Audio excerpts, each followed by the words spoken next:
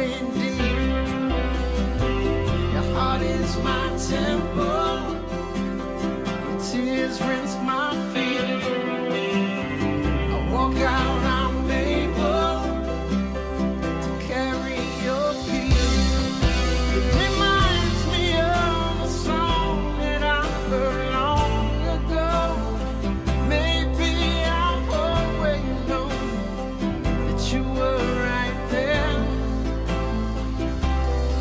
A simple melody playing over and over in my dreams, but somehow out of reach, eluding me until I release. You come close to me when I believe, and I let you take the lead when I believe. My heart starts to see when I believe. When I believe.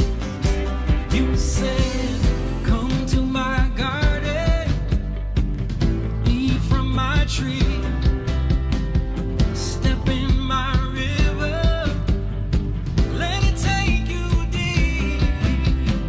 Your heart is my temple, your tears rinse my feet. You walk out, you're able to carry my peace. It's an ancient sound heard from the ones who came before. Now it's here once more to pierce your soul. A simple melody playing over and over in your streets, like a whirlwind turning things, tearing down the dark. That's where I believe, and my heart starts to sing when I believe. I let you take the lead when I believe. You come close to me when I believe. When I believe. It's all in your feelings. It's all how I receive your sound. All in your feelings. Your emotions, they find me out. It's all in your feelings. It's all how I receive your sound. All in your feelings. Your emotions, they find me out. When I let it go, when I let it go, then I let it go. I let it all go now. I let it go. Hey, now I let it go. Whoa, let it go. Whoa, I let it all go now. What is up, everybody? We got a black screen, but we're live right now. We lost the camera. What happened? Huh? What happened? Everything went out. What? Yeah, it cut off as soon as you were about to check.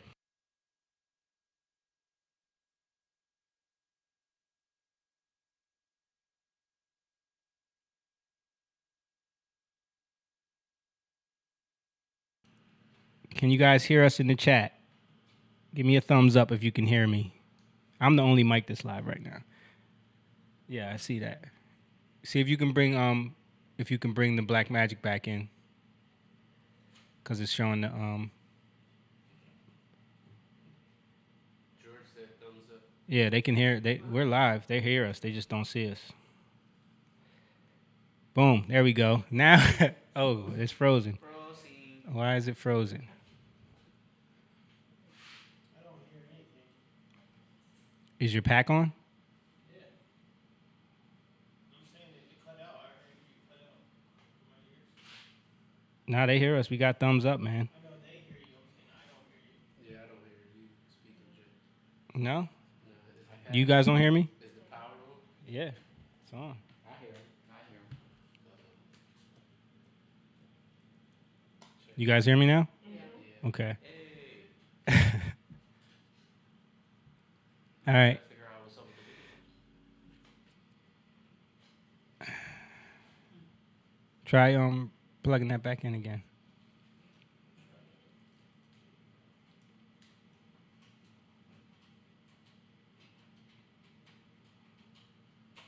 Bear with us a second, guys. Yeah,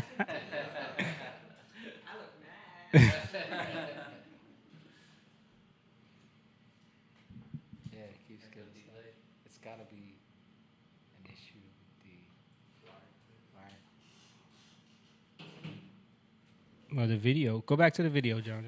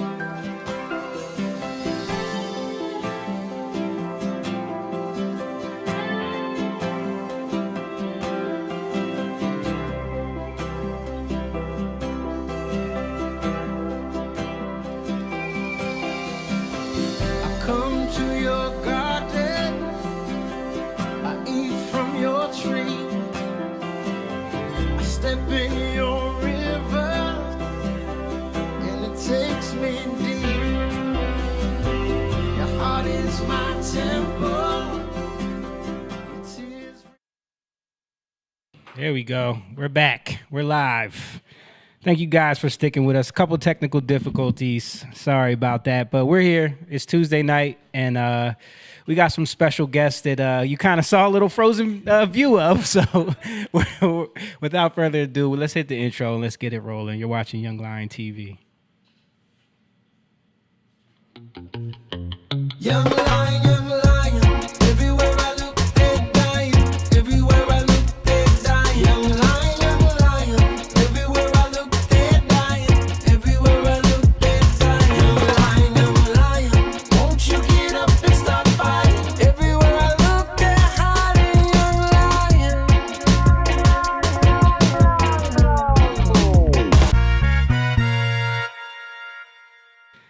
All right. What's up, guys? Thank you guys for sticking through that technical difficulty stuff. But we appreciate everybody who's in here, who's been in the chat already, hitting thumbs up and also putting your comments in. Shout out to all you guys. I see Beverly, Michelle, George. Shout out to George, Jet Rucker, Trina Price, P. Say, what's up, P? A bunch of people in there. Shout out to all you guys. Hey, guys, make sure you hit this share button. Like the video, all that good stuff, because we get no help from the algorithm. They shadow ban everything that we do, so it only helps us if you guys share this. This is the only way these conversations, the type of things that we talk about, can be spread around and more people can learn about these topics that a lot of people don't really get to hear about, especially from a bunch of mixed culturally people. So if you get a chance, share the video. It's really easy. Just hit the share button. Let everybody know we're live right now. And hit the like button. If you're watching on YouTube, subscribe over there. And we're on Rumble right now also. Shout out to everybody who's tuned in. So you can see I got Jake and Moan with me all in one screen. Moan's all the way in the corner there. Yeah. You guys are rocking the me and Jake got the Young Lion t-shirts on. Moan's got the Jatai merch. Bam, the Jakey shirt. Yep. And then over in shot 2 shot 3 we got Stan and James hanging out together. What up? That's right. Yeah. And that's for a very specific reason, because over in shot number 2, we have a special guest today. And they coming back for the 3rd time. They're probably like the only guests we ever have anymore. Like no one ever wants to come on here anymore and talk to us except these 2 ladies. They're like our sisters. And, we have a show coming up also August 27th, but it's Joy and Peace Ike. So thank you guys for coming through and being a part of this. You guys are like officially the Young Lion. You're part of the Young Lion Pride. The lioness. That's how we see it. Yeah. Lioness.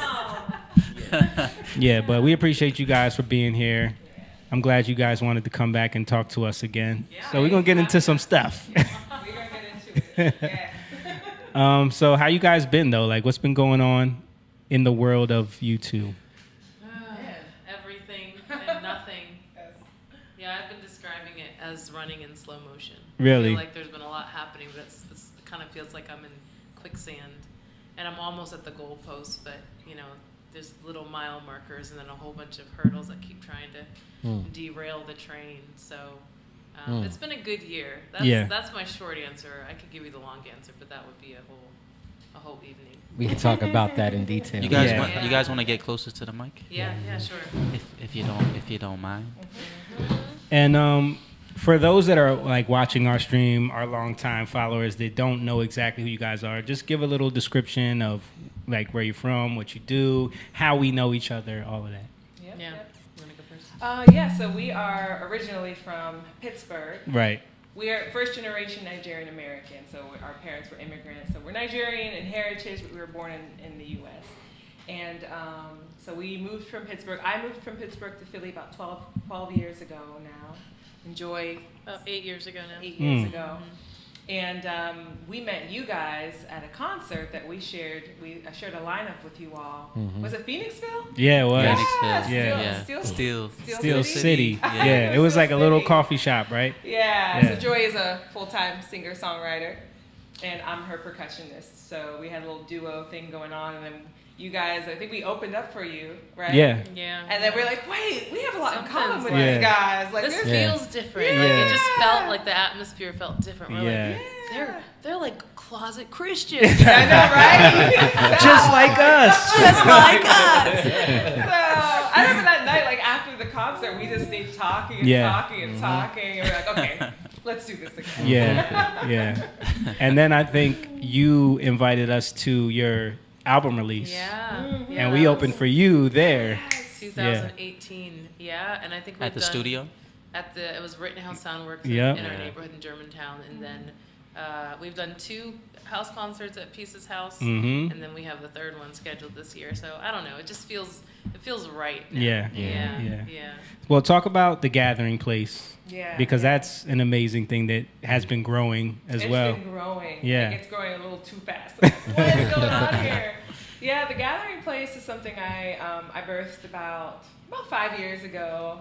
And, I bought a community home. I bought a home in 2017, and I didn't even really fully understand, like, what the vision was going to be. And it's crazy how God just started, like, revealing, oh, you're going to buy this house. Then you're going to invite people to live in this house. And you're going to open your doors. It was like he was just giving this blueprint. And before I knew it, I had kind of cultivated a place in my home that became a community space. Not just for my neighborhood, but for everyone in Philadelphia.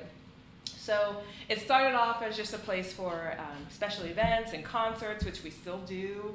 But it slowly became a place for, movie nights and paint nights. And then, because my faith is at the center of everything, I kind of branched off into a faith-based subset of the Gathering Place for those who who want to pursue God, because the gathering place isn't just for Christians. It's for Right. anybody who wants to come to a place where they're going to be safe and experience love and just, meet people and have good vibes. And, it's so hard to find a place to just meet people anymore. Yeah. If you don't want to go to the club or go to the bar Right. and stuff like that. The wrong places to meet people. Exactly.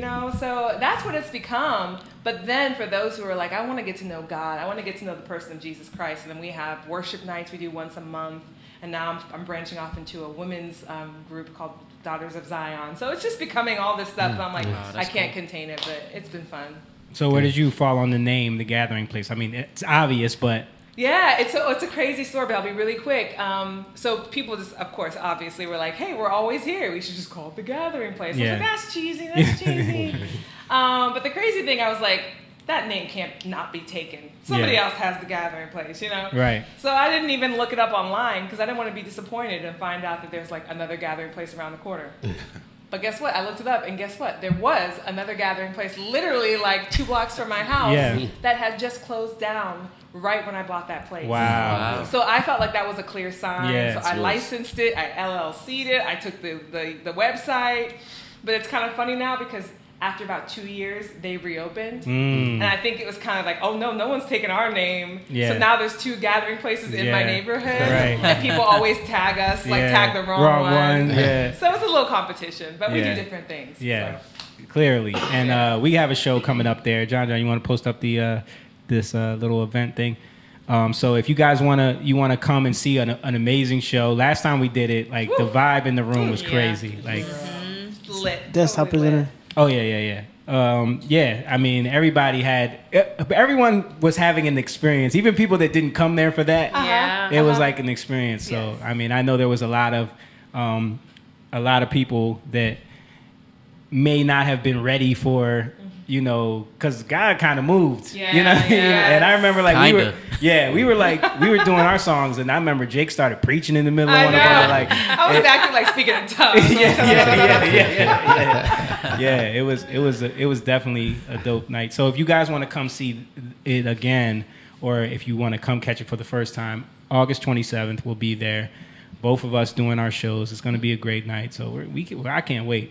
I'm looking Yeah. forward to it. I do. Yeah. I like to sit in the back and watch the room and see how people are. Like, there's a transformation that happens, Right. especially when someone comes by themselves and they're kind of doing this thing, and Yeah. then by the end of the night, Yeah. they're doing this thing. Yeah, straight up But dance. I think what I enjoy most, and this happened, we had an event over the weekend there. I enjoy people like having that like, what is happening to me moment. Like, Yeah. I don't know what's going on, but I sense something is Yeah. going on in this space. So I get really geeked about that, and I Yeah. think it's whenever it's that combination of people who are kind of operating in unity, like you see that happening, you see how it's almost like this synergy happens, Yeah. and this exponential thing. It's like it changes things. So Yeah. I can't wait to see how that happens again this year. Yeah. And I think that first show that we did together, that's something that happened. Yeah. And that's what we both kind of picked up on, because a lot of those people just came there for a little coffee shop show, Yeah. and they got something different. And we watched that room change, and then Yeah. the whole vibe changed in there. And then it was, I think that's kind of what connected us originally. It was like, there's something here. And, we Yeah. kind of let God lead that relationship. And now this is your third time on our podcast. It's our third time doing the show at the Gathering Place. Yeah. So it's gonna be dope. It's so interesting though. You really can't keep that from happening, Yeah. right? Yeah. It's kind of like when the Bible says we are one body and each member belongs to the other. Yeah. It's like you might try to like not be connected, but when you're connected through the Holy Spirit, you can't help it. Yeah. So Yep. it's pretty Absolutely. beautiful thing. And I think too, like that, my verse of the year has been Colossians 3:14, with it's like when you put on love, it puts all of the other things, the kindness, the my favorite verse, the one I can't paraphrase. but what I'm trying to say is, as soon as love comes in, that it's the bond of unity. It puts everything else in perspective. Absolutely. So that kindness just flows out of people's hearts. It's like people who came in there not even expecting to like even want to engage. They were Yeah. just trying to do something, Yeah. It's like Yeah. all of a sudden it's like a 180. So yeah. Do you guys have any questions for the ladies since it's your first time, like really getting to talk to them? No, I mean, the only question I have is how does it feel to be a part of something that transforms people, artistic, or what they think they're going to see? How does it feel? Like, you know? It's for me. It's an honor. Yeah. Like I wake up in the morning. You know, I feel like you guys talk about this a lot on your podcast. I wake up in the morning thanking God that what I thought I wanted, I didn't get. Like, I love that. you know, all of the ways that I tried to make like my music be this like big, huge thing on all of the big stages. That's heavy. You know? Yeah. That's heavy. Yeah, and just like opening for, you know, all these big name artists in different countries or wherever it might be, you know, and those things, you know, those things pop off here and there, and they're Right. great when they happen, and they're fun, but they don't really mean anything to me now. And I was sharing like, you know, we both do different things in our neighborhood, but I spend more time with like the little kids, so I do spend a lot of time with like middle schoolers and elementary school kids doing like art programming and stuff, and I just take so much joy in it, you know, and I feel like I'm right where I'm supposed to be. Yeah. But, you know, if I had seen this 5 years ago, I would just been like, man, I totally settled. Like for the lesser, but it's just so much greater. Like, and so I thank God for that. And so that's how I feel about how everything's kind of played out. Yeah, I mean, I feel the same way. I just I celebrated my 37th birthday last week. Yeah. And I just like Happy birthday. Thank you. Yeah, happy birthday. And I was just like sitting in all of the glory of like what God has done and how He's positioned me in my life, and just feeling like, man, I really could just pinch myself. Like, you know, there's nothing like knowing that you are operating in the gift that you're supposed to be operating in. You are settled in your calling, but that other people acknowledge that gift and actually want it from you. Like they're pulling on you, which actually makes you operate more in your gifting. It's a symbiotic thing. And I'm just like, wow, Lord, like that's all one can ask for. Like I feel so at home. And it's crazy because I just spent the last year of my life traveling literally every weekend with a ministry that for all intents and purposes is blowing up. And I was like, oh, this is going to be amazing, and then, you know, God did a lot of cool things there. Ultimately, it wasn't where I was supposed to be. But when it was time for me to exit and come back home, I can't tell you, like, the joy in just being home. I was like, oh my gosh, like, this is where I've been planted. These are my people. And the acceleration with which God has just bloomed my whole life, blossomed my whole life. Since just putting that aside and recognizing that this is what He gave me to steward. It's just so fast I can't keep up. So it's so important for us to just be sensitive to like God's leading, the Holy Spirit's leading, and know that where He's put you, work that soil. And sometimes it takes for you to like think you need to seek something else out to realize that, because then you go and you get all these things and you're like, I don't even want this. I don't want it. That reminds me of our song "By the River." By the river. That's what that's about. That's what By the River is about. You know? I had that moment again last summer. You know, kind of things were opening up at the beginning of last year for the first time, really. And so I just started booking my calendar up because people were asking, and they weren't great shows, but I was like, I haven't played a show in like so long, and I'll do this, I'll do that, I'll do that, this and that, and you know, I hit midsummer, and I was so exhausted, and I was like, why would I do this? Why would I do this to myself? Like, and it's like I'm just, you know, it's almost like a tossing pearls to swine kind of thing. Like, why would I settle for this when what I've been a part of is so much richer? And so, but so God's good in that. You don't get that honor that you deserve when you put yourself in positions that you kind of force yourself into. And exactly. That exhaustion thing. It's funny that you said that. I was telling Jamie this yesterday. I was just looking at this because you know how it talks about when Paul's talking to Timothy. And when he's talking to Timothy, Timothy's going into a new realm, right, of authority or of occupation, right, that he's never been into. So Paul's encouraging him, and he speaks about not having his faith shipwrecked, right? And I was talking to him about like how a ship goes over water, and all around you, it's you can't drink that water. You know, it's bitter, like right. But you have death all around. You can't survive in that environment. You gotta, but you're going to a destination, right? And so many people get shipwrecked and they and if you think about the water, it's kind of like bitterness, right? So if you let a little bit of water in, you're okay, right? You get some water, you get some waves, but when you get too much water in, it sinks, Yeah. right? Yep. It sinks because you have too much bitterness. And I was reading about Isaac. I think it's Genesis 26, and he at 40 years old, which is interesting because 40 is kind of the number of testing, and even in the Hebrew, it's like that's almost the same word for sea, or like it's the mem, so it's connected to waters, right? So at 40 years old, he marries Hittite women, right? 2 Hittite women, and it says that his life becomes bitter, Oh.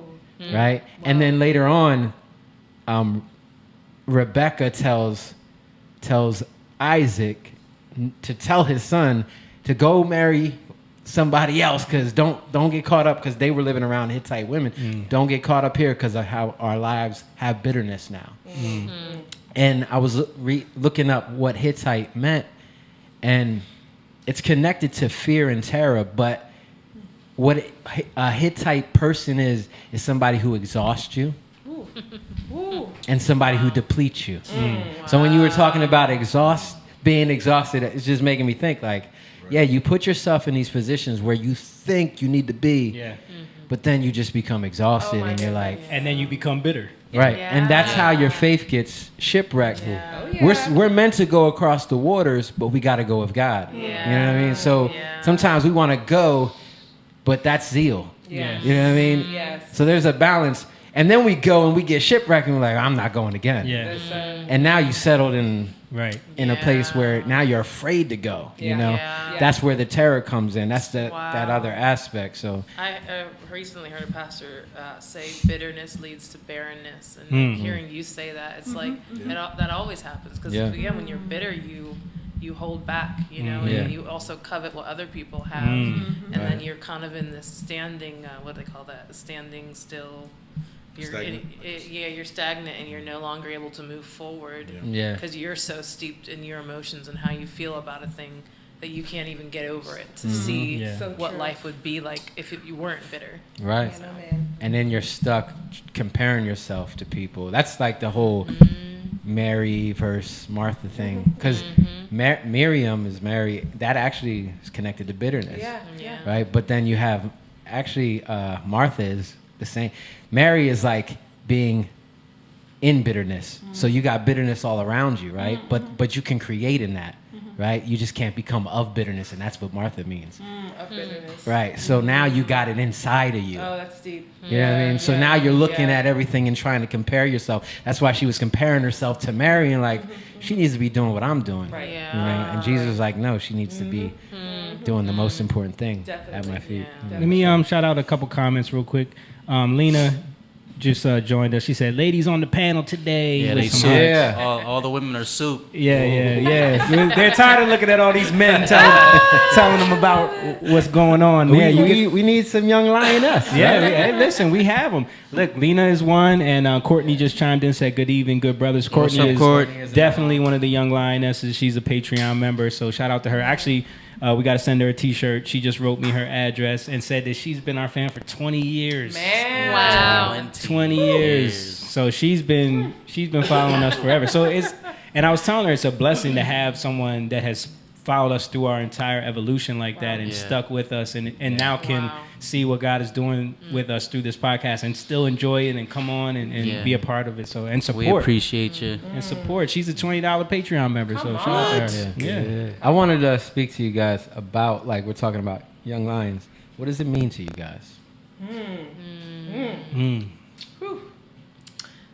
I mean, when I think of young lion, I think of someone who's fierce.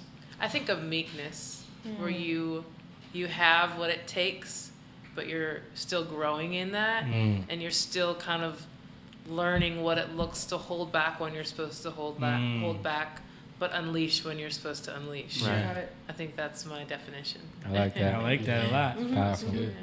Yeah, I mean, I was just going to say, who's the great Lion of Judah? Is Jesus Christ.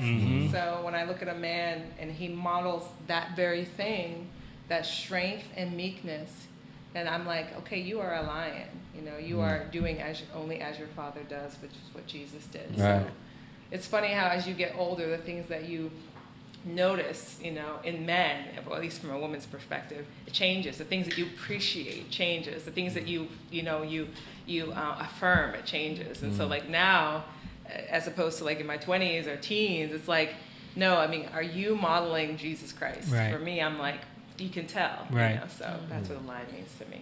Yeah, that's what I think. That's ultimately like what we're trying to cultivate here in this community of like the Young Lion Pride, like, and we're trying to show that through the examples of these men right here. Like we get on here and talk about changing culture in those ways where it's like all of the things that we fell into traps of as young men we recognize those things and we want to deliver people from those trappings, especially young men, but women as well. You know what I mean? For sure. So I think we feel it is our mission to like get on here and expose a lot of that stuff and show how it's not all those things are not what makes you a man. Like when you're growing up and you think chasing women and having money and cars How and all much that, you can drink. how much you can drink, all those things do not make you a man.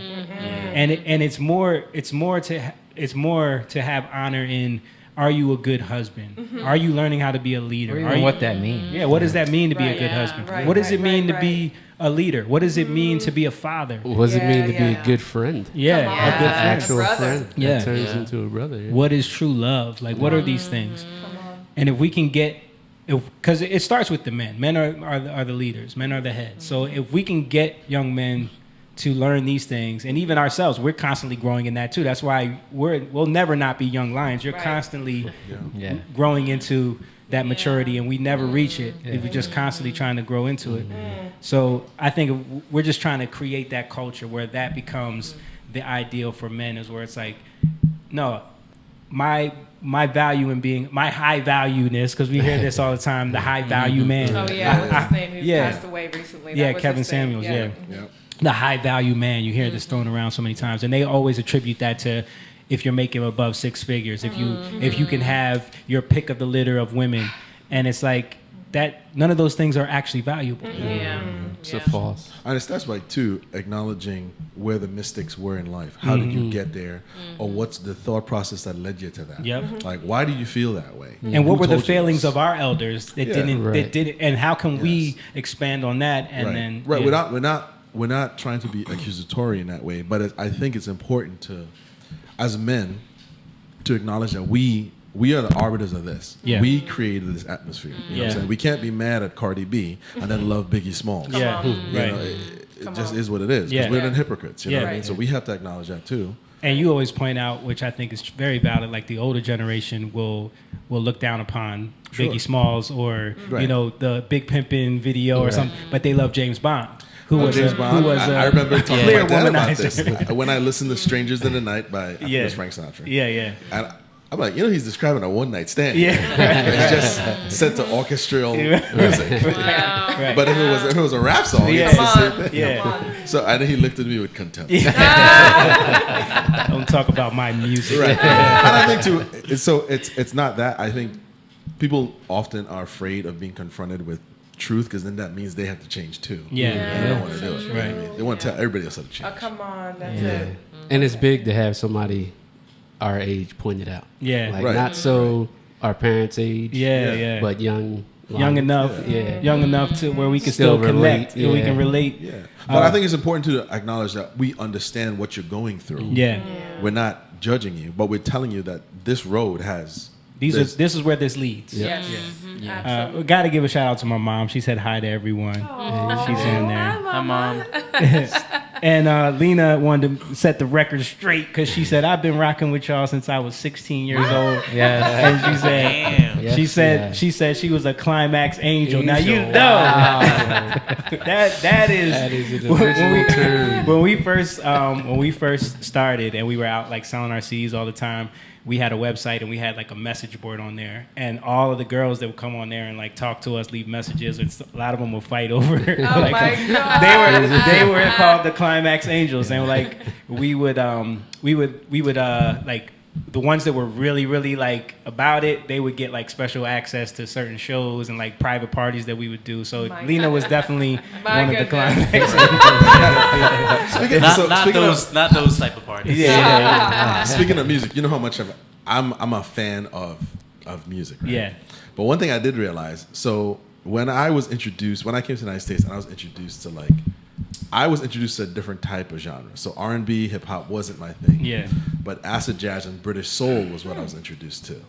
Because in the Caribbean, we get a lot of like British. It's very heavily British influence. But I did recognize one thing. You know how like you guys had this message thing, this board for girls? Yeah. So I did recognize this.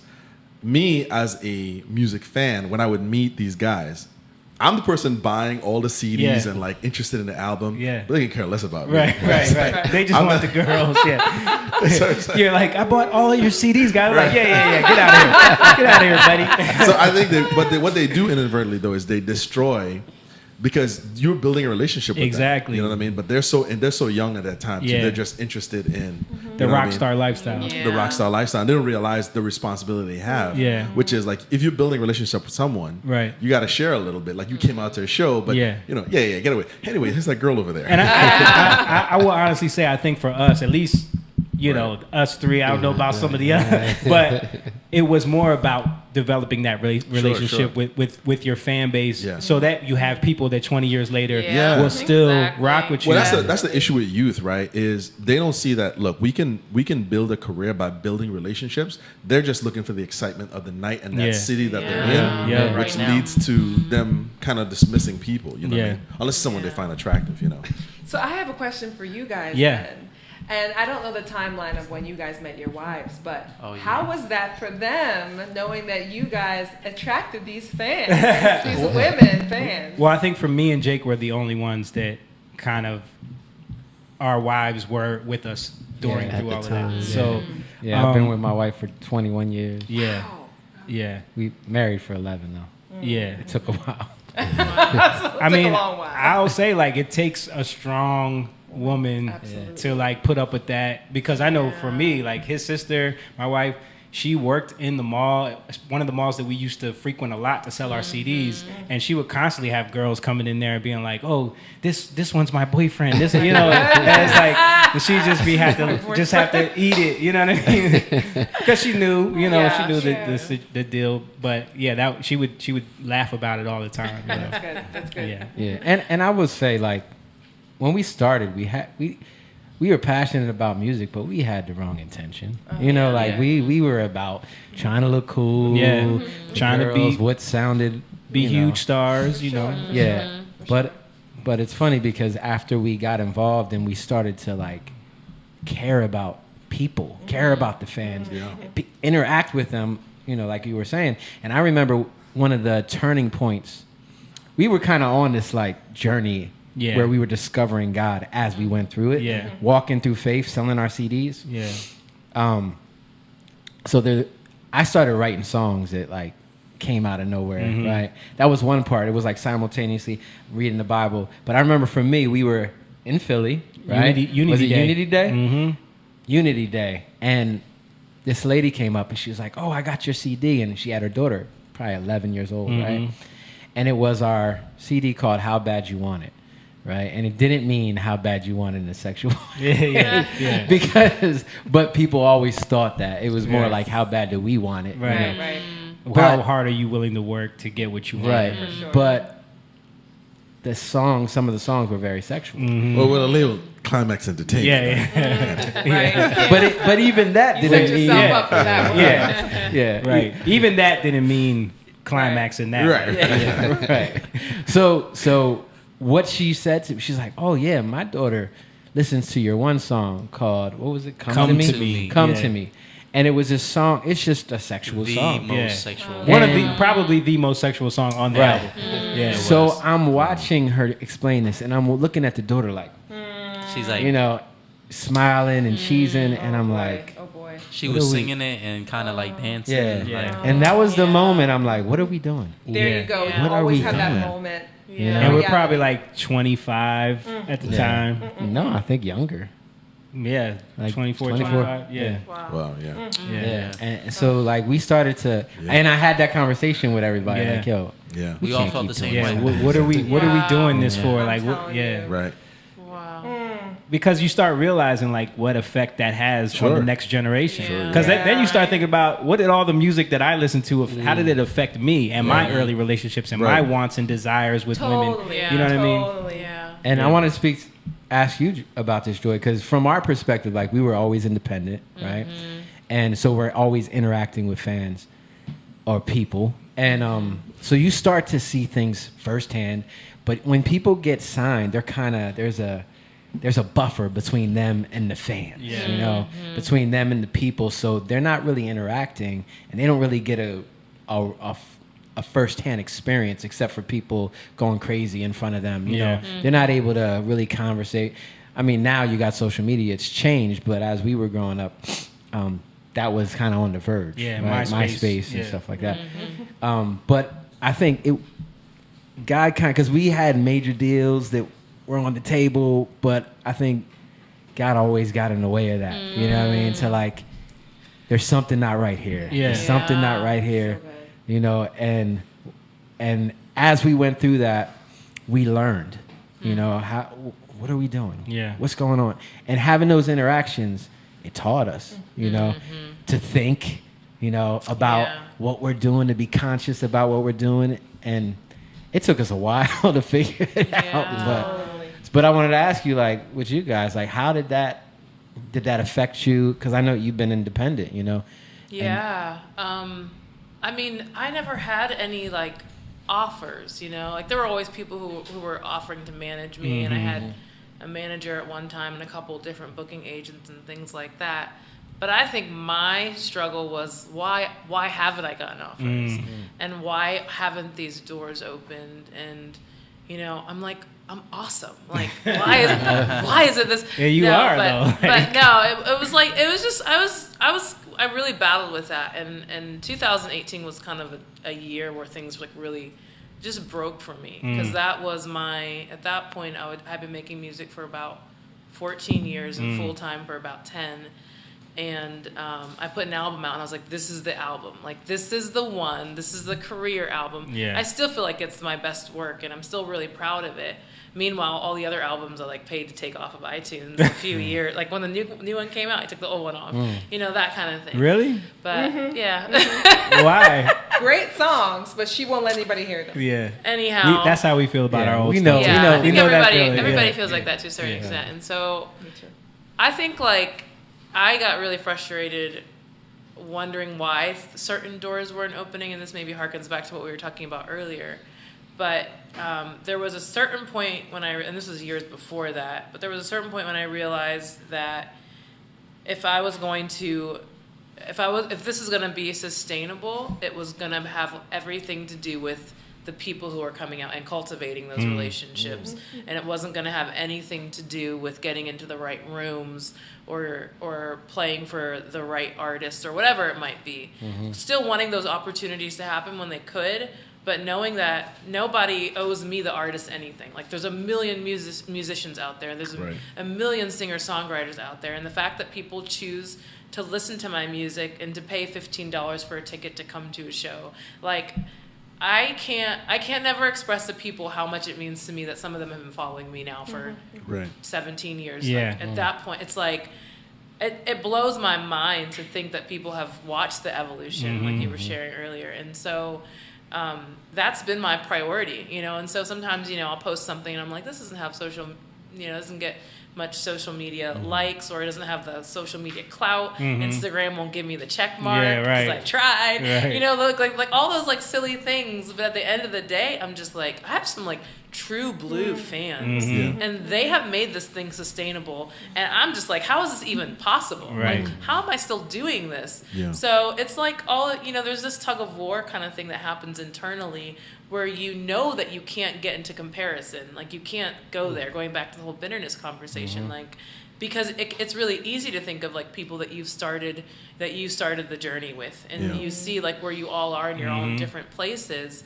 But knowing that having influence is really not the same thing as having impact. Right. And so there's a trade-off where if I have to pick between the two, I don't want a big following. I want to make a difference in the people who are following. Come on. And so when I got to that point where I was like, okay, I need to actually figure out what I actually care about. Do I care that people see me in a certain way, or do I care that when I step into a room and I step onto a stage, I actually see the people that I'm there to serve? Yeah. And so that has really transformed what I do, how I do it. And you know, when we have those nights when a lot of people don't come out to shows and it can get discouraging, then I'm like, okay, who is in this room? And like, what am I supposed to do in this moment? Yeah. And so that perspective has really helped to shift what I do and how I do it. Yeah.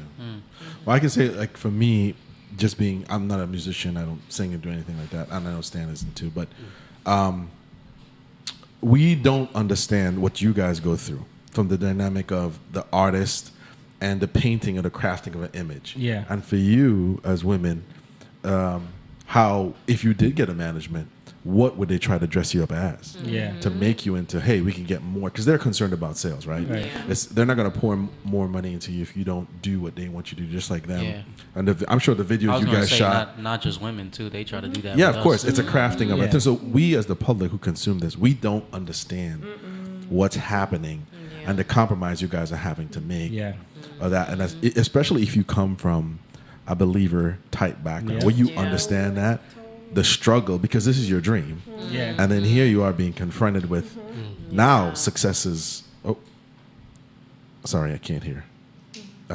Success is right at your door. Can you guys hear me? Yeah. Okay. Success is right at your door, and you now have to struggle internally with this, the idea of what your faith is, and what these people want, because this is success for you. Yeah. And what do you do? And you start to realize, like, when you draw lines in certain places, people will not want to work with you. They won't want to work with you. So Yeah. true. Right. Because they realize, like, okay, Right. you get known as difficult. Right. You know? Yeah. We don't see that's what I'm saying. The public, we don't get that. Yeah. You know. You know, Yeah, so. I just know from our experience, every door we went into, like, you guys remember that verses that, have you guys seen clips of like that verses that just happened with Mario and Omarion, and you haven't seen Mario and Omarion. Mario, Omarion. It was Bobby Valentino, Tank, Pleasure P from Pretty Ricky. But like a lot of these people are people that we've crossed paths with, we've worked with in the past, and I just remember, like, almost every single label, every person that you talk to, they wanted us to be that. But that was popular in the early. Right. But now watching that Yeah, when and you what see they're it, doing now, like, like, ooh. as grown 40-year-old men, Oh my. it's like, Yeah. And they have to commit to that. they have to. Yeah. Right. Yeah, you're serving something else. Yeah. Absolutely. Yeah. Yeah. And I think that's the young lion thing. That's what I'm saying it, because you hit it when you said craft. And I think craft is, artists are a crafting thing. When we're artists, we're cultivating culture, but it's something that we don't even understand yet. You're tapping into realms that are not even here yet. You know what I mean? For sure. You don't understand. Like, you think about technology and where it's going. Like, even that. Like, all right, you can say, "Oh, that's of the devil." Like, that's what happened in the past. I was talking to Jamie about this. How, like, they would say even the Wright brothers were of the devil because men weren't meant to If fly. God wanted men to fly, they Yeah. would have gave them wings. Wings, Yeah. yeah. And we've had this always happens, and the church gets left behind. Come on. And now we get ruled over because we're stuck Come on. in a domestic fight instead of being reigning dominionly. Yeah. Because we don't go to the places that we need to occupy, so then somebody just takes that space. Yeah, exactly. Absolutely. You know? Old man. I was telling him that about, like, you know, the whole poster thing. Aside from this, but just in the same vein of what you're talking about, not stepping into that. Yeah. Which is, we'll complain every 4 years that the posters and the ballots, Yeah. but none of us as believers want to go down and volunteer. And we should be there. And work those polls. We should be standing work in those that gap. jobs. Yeah. We don't get involved in We our don't get involved. community politics. We So don't- they can easily manipulate. Right. They can easily Well, do it. we're 'cause just not there. ushered into the church to pray every 4 years that the president's going to get voted in that we want. You know? And we're surprised at this. Yeah. Right. Yep. Yeah. Yeah. So true. Yeah. Let me give a shout out to Emma real quick, one of our Young Lions and Patreon members. Shout out to Emma, and he's our soccer buddy, our Cameroonian friend. Shout out to Emma. He just said greetings, guys. So, because we're both, we're artists, and the whole Young Lion thing, when you think about Ezekiel 19, one part, the young lions get caught in chains because they got zeal. They're going out, they're devouring, right? But then they get brought into chains. Egypt, Babylon, right? Those are the systems of the world that you get caught up in because you're trying to live the way God intended it, but then You compromise. you compromise. Because you get stuff thrown in your way, Yeah. right? You don't even realize you're compromising Right. a lot of times. Or it becomes dry. Like the other half of that verse, you become a dry tree, tossed in the fire because you're good for nothing. Yeah. Wow. So that's like the sea or the desert. They're both like you in the sea. You can't. There's no water. Yeah. There's no water that you can Can't drink. drink it. In the desert, there's no water that you can drink. So you forsake the fountains of life. And cultivators or artists are really on the forefront of that. Are we going to bow down and serve what's trying to actually keep us from occupying in God? Yeah. And I think the generations past, especially in our generation, we're kind of on the tail end of that. And I think that's why we're kind of like, we see it a little differently. Yeah. And to be innovators of like, no, Right. we can't let this next generation Yeah. go down that same path that we kind of settled in, We settled but fought our way out of. but continue. That's it. Yeah. Absolutely. And because it's been like you just spoke about, like how hard it's been, how much of a struggle it is because it's faith. You're going somewhere that nobody's gone. You're taking ground that you don't see. It's never like you don't have anything to compare it to. It's its own thing, Absolutely. So true. And we feel the same way. Yeah. But the thing is once you do that, you pave the way for other people where it doesn't take that long and they can Right. just get there. Amen. So That's, good. we talked So about good. that before with pioneers. Pioneers have to go into the wilderness and create a path Absolutely. Yeah. for others to easily walk. So good. Yeah, and people have to recognize too that if you want artists and you want people who are truly passionate, you're gonna have to go support. Yep. You can't just be like, "Where's all the good music?" Yeah. They don't make it like they used to. You got to get out there and go Right. support people, Right. and maybe. But you know what? You know how they support? Because you got to put value in it. That's like, again, worth. What are we like you get jaded and you feel like it's not worth anything because our worth is in God. You become dry. You get what I'm saying? Yeah. So honor is the key. And that's why like Psalms 34, the young lions, let me teach you the fear of the Lord. You know what I mean? They suffer lack. Let me teach you the fear of the Lord because it's really on us. Right. You know what I mean? If we want people to honor us, we got to learn to fear God.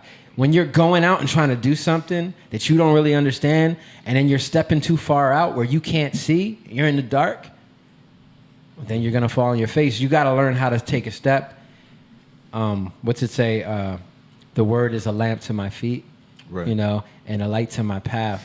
So it's always, and faith comes by hearing the word. So I got to get that next word. I got to get that next word. I can't be, my faith can't be shipwrecked, right? I can't go any further. I can't see it.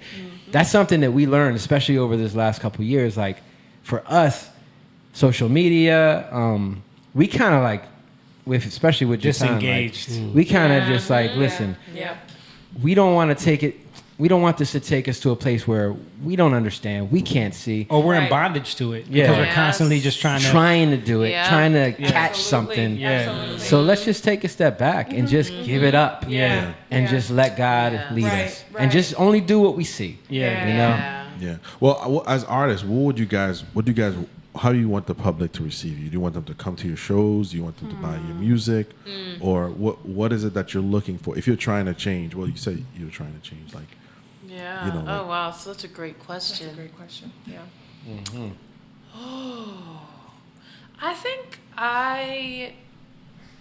I think I want people to be ready to listen. Because nobody's really listening. I mean, we all know this. That's why I think you guys do this podcast Mm-hmm. because nobody's listening anymore. Yeah. And it's hard They're to hearing but engage. not listening. They're hearing and they're Yeah. not listening. Absolutely. And he who has ears, let him hear. Mm-hmm. And so, for me, when you choose to listen, you're not just engaging your ears; you're engaging your heart. Mm-hmm. And so, when people listen, something happens inside. Like seeds get planted, and not only does something happen to them in that moment, but it's like when you find something and it's a gem and it's like gold, you want to share it with people. Yep. And that's why I always love house concerts for that reason, because people are listening. And so I feel like as an artist, when I get good listeners, everything, the seeds grow and they produce more seeds, they multiply. Like things just happen organically because it doesn't just stay in that moment. Like someone goes home and talks about what happened, or they listen to the music and then they share it, and it's like things just start to happen, and it becomes this exponential mathematical multiplication thing. But it only happens if people are actually listening. If they're not listening, then you're what I call that. I always call it wallpaper music. Right. You're the person in the back of the bar, and you're playing to yourself, and you're playing for the money, Right. but you're not connecting. And we're in a place now where we can't afford to not connect anymore. Yeah. So absolutely. I think I want more listeners more than anything. Right. With fans, so. And in that smaller setting, you feel like it's better. Yeah. Right. Oh, I love a small intimate room of 20, 30 people. Yeah. Like I can't beat it, And Philly was known for that too. Philly is known one of the cities that had a big music, so there's plenty of that. I don't know what has happened to it, but Yeah. even in the like mid 2000, it was a pretty good scene. Yeah. For artists and stuff like that. I remember Yeah. going from different places and seeing That's stuff. good. Yeah, I think it got swallowed up by a lot of corporate nonsense. When you Right. look at like Live Nation and a lot of the major record labels got involved in that side of all the booking. Yeah. So they were reserving a lot of those slots for artists that they had signed. So it became harder for like local musicians to really find spots unless you're opening for somebody or It's always that middleman. Yeah. Let me do everything for you. I got you. Yeah. Right. But really, let me take everything from you. You got it. You got it. That's big government too, right? It's the Yeah. same thing. Yeah, I remember Zanzibar Blue. I don't know if you guys heard of this. Zanzibar Blue was like a jazz spot. And they had like a ton of really good, like sang top there before. quality jazz players Yeah. that should come there. And it was such an awesome, and it just went away. I don't know what happened. Yeah. I mean, then we got Warm Daddies now. Yeah, I think that's going too. No, it's still there, right? Okay. Yeah. Yeah, they opened up another. Isn't Relish owned by the same owners? Relish. It might be. Yeah. Yeah. South too. South too. Yeah. Yeah. Shout out to Donnie Estrada. He said, "Hello, my brothers and sis." What up, Donnie? Courtney said, "We have to Donnie. break the mold." Yes, that is right. All right, guys, let's get into a little bit of content, shall we? Shall we? It's time to get into a little bit of content. So, first things first, we got to do what's new with Uncle Joe.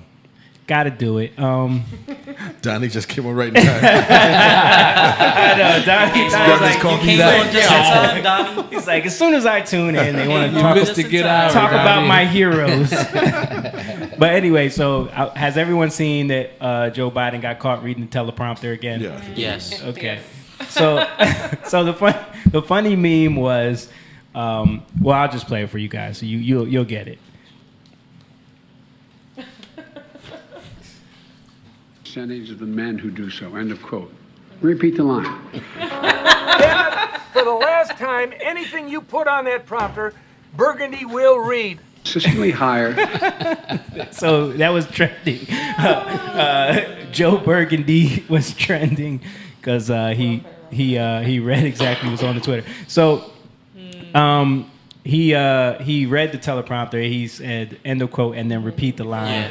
Yeah. So of course, they have to come out and try to defend him. Oh Lord. So people were saying, What are look, they this saying? this is directly from whitehouse.gov. It says he said, hold on, they put that he said, let me repeat the line. Let me because repeat the line. he wanted to. But the funny thing is, he doesn't repeat the line. He He, didn't just repeat the line. continues. So they're trying to gaslight everybody into believing. They got that from Obi-Wan Kenobi. Yeah. You didn't see this. Yeah, right. Wow. Right. So they're telling everybody that he did not read the teleprompter. He said, "Let me repeat the line." Don't believe your eyes. Yeah. We'll tell you what to And the believe. shame of it is that when they bring attention to it, it only makes it worse. Right. Yeah. Right. And everyone knows they're lying. That's the other thing. Absolutely. Okay, what else we got? Okay, so everybody is aware of the 4chan leak of Hunter Biden's cell phone? Right. No? No. Not Is that aware. where we get the weighing video from? That's where we get the Absolutely. drug weighing video. So Yeah. so apparently some hackers on 4chan hacked into AKA what? one of the 3-letter FBI, CIA. You think so? I mean, it's just so happens that they come out with it. Right. You know, yeah. It they've could had be. it. They had the FBI's had that computer for Forever. over Forever. So But apparently this is like, I mean, this is allegedly a hack of his current iCloud account. right. Where they uploaded like almost 500 gigabytes of data to 4chan, and it's been like put into torrent files and encrypted archives so that they can't remove it from the internet. Good. So there's been a lot of questionable stuff that people are posting on 4chan that they got, because people are going through this data dump now and just finding all the stuff in his phone. Apparently, like he has his dad labeled as Pedo Peter. Oh, wow. Wow. Yeah. Well, that confirms a lot of things. You know? Right. And then you remember the story about his sister, that her diary got her diary was left in the hotel allegedly. No. And it was actually Project Veritas. turned over to Project Veritas. That's why he And that's why the FBI raided them. Wow. But apparently in that diary it talks about how he would force her to take showers with him or something like that. Yeah. So I mean there's definitely weird stuff with that family. Sick stuff. And then this is But dude, though, like, why are you recording yourself doing all this Yeah, stuff? that's the problem. Like, why would you record it? There's an issue right there. Issues, man. Hold on. Yo, Superstar. Did you notice though? Like, this dude is on point with how much, like, the weight. Like, Yeah. he's like. Yeah. Oh, you saw this? Yeah. Let's play it. Let's play it for those that haven't seen Sorry. it. This I'm is one. giving This it is up. one of the videos from the 4chan. No, I just read out the bag.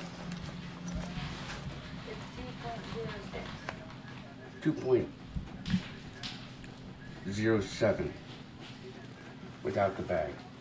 So how long is 2.0? So that is a video of Hunter Biden arguing with a hooker about how much crack he has on the scale. Without the bag. Yeah. Right. Without the bag. And Moan, just one of you guys said, like, you know, how can this stuff happen? Like, it's because he's the son of a pedo. Right? Yeah.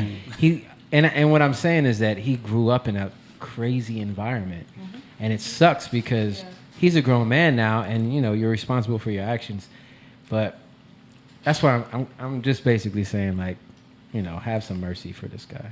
Yeah, definitely. But Yeah, the thing is, but go ahead. Go ahead. There's been like situation after situation that shows that he's not stable. Yeah, You know, and the thing is, like, we don't think, okay, where does that come from? As a society, we're not thinking, why is this the case? Where it came from his upbringing. Well, what was his upbringing? Who was his father? Like, who was our president? You know, we don't put the pieces together. Right. And we need to. Yeah.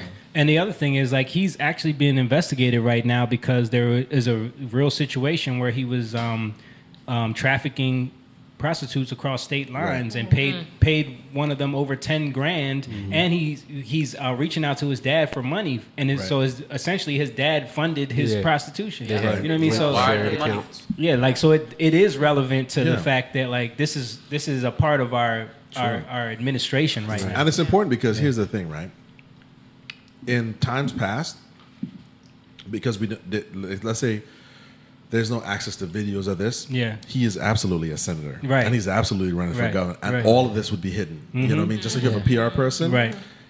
If this wasn't available, you'd never know about this. And that's the other problem. He That's wears the other uniform. reason why we're pointing it out, because the media is actively covering it up. Actively, You know, Right.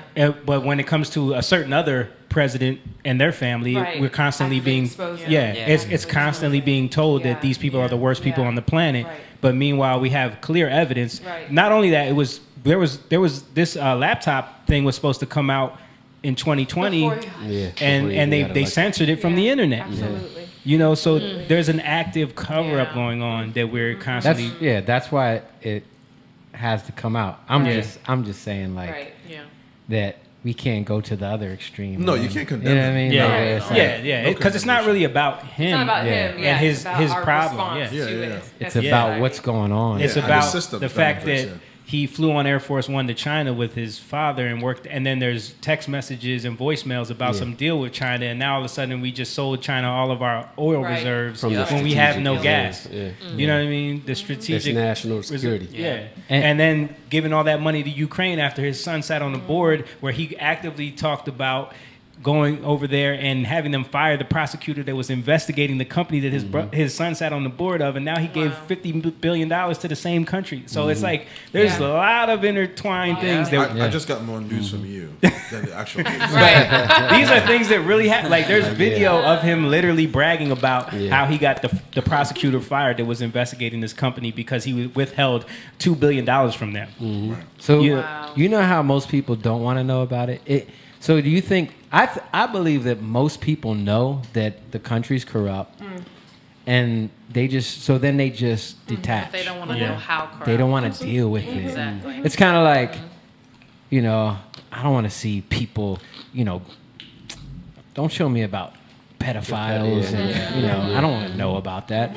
They don't want to see it because it'll become too true to them. Yeah, you know. exactly. Look what happened with the Ghislaine Maxwell trial. Yeah. Right? Yeah. Point in case right there. Yeah. We know that those names in that black book would incriminate most of the people that Yeah. are in Where are high the power names? right now. We know this. They won't release And it. yet no one is making noise about the fact that these people are always going scot-free. Yeah. Yeah. No one's making noise about the fact that she got less time than than R. R. Kelly. Kelly. Yep. Come on, people. Yeah. You know? We're just a society in complete denial. Complete Yes. denial. Yeah. I mean, well, they did an awesome job with making us choose a team. So we're in a team sport. So even if your team is caught doing cheating, you're not going to admit that. Well, they've played us into that. You know what I mean? Yeah. Donnie said, "I just got here. Come on."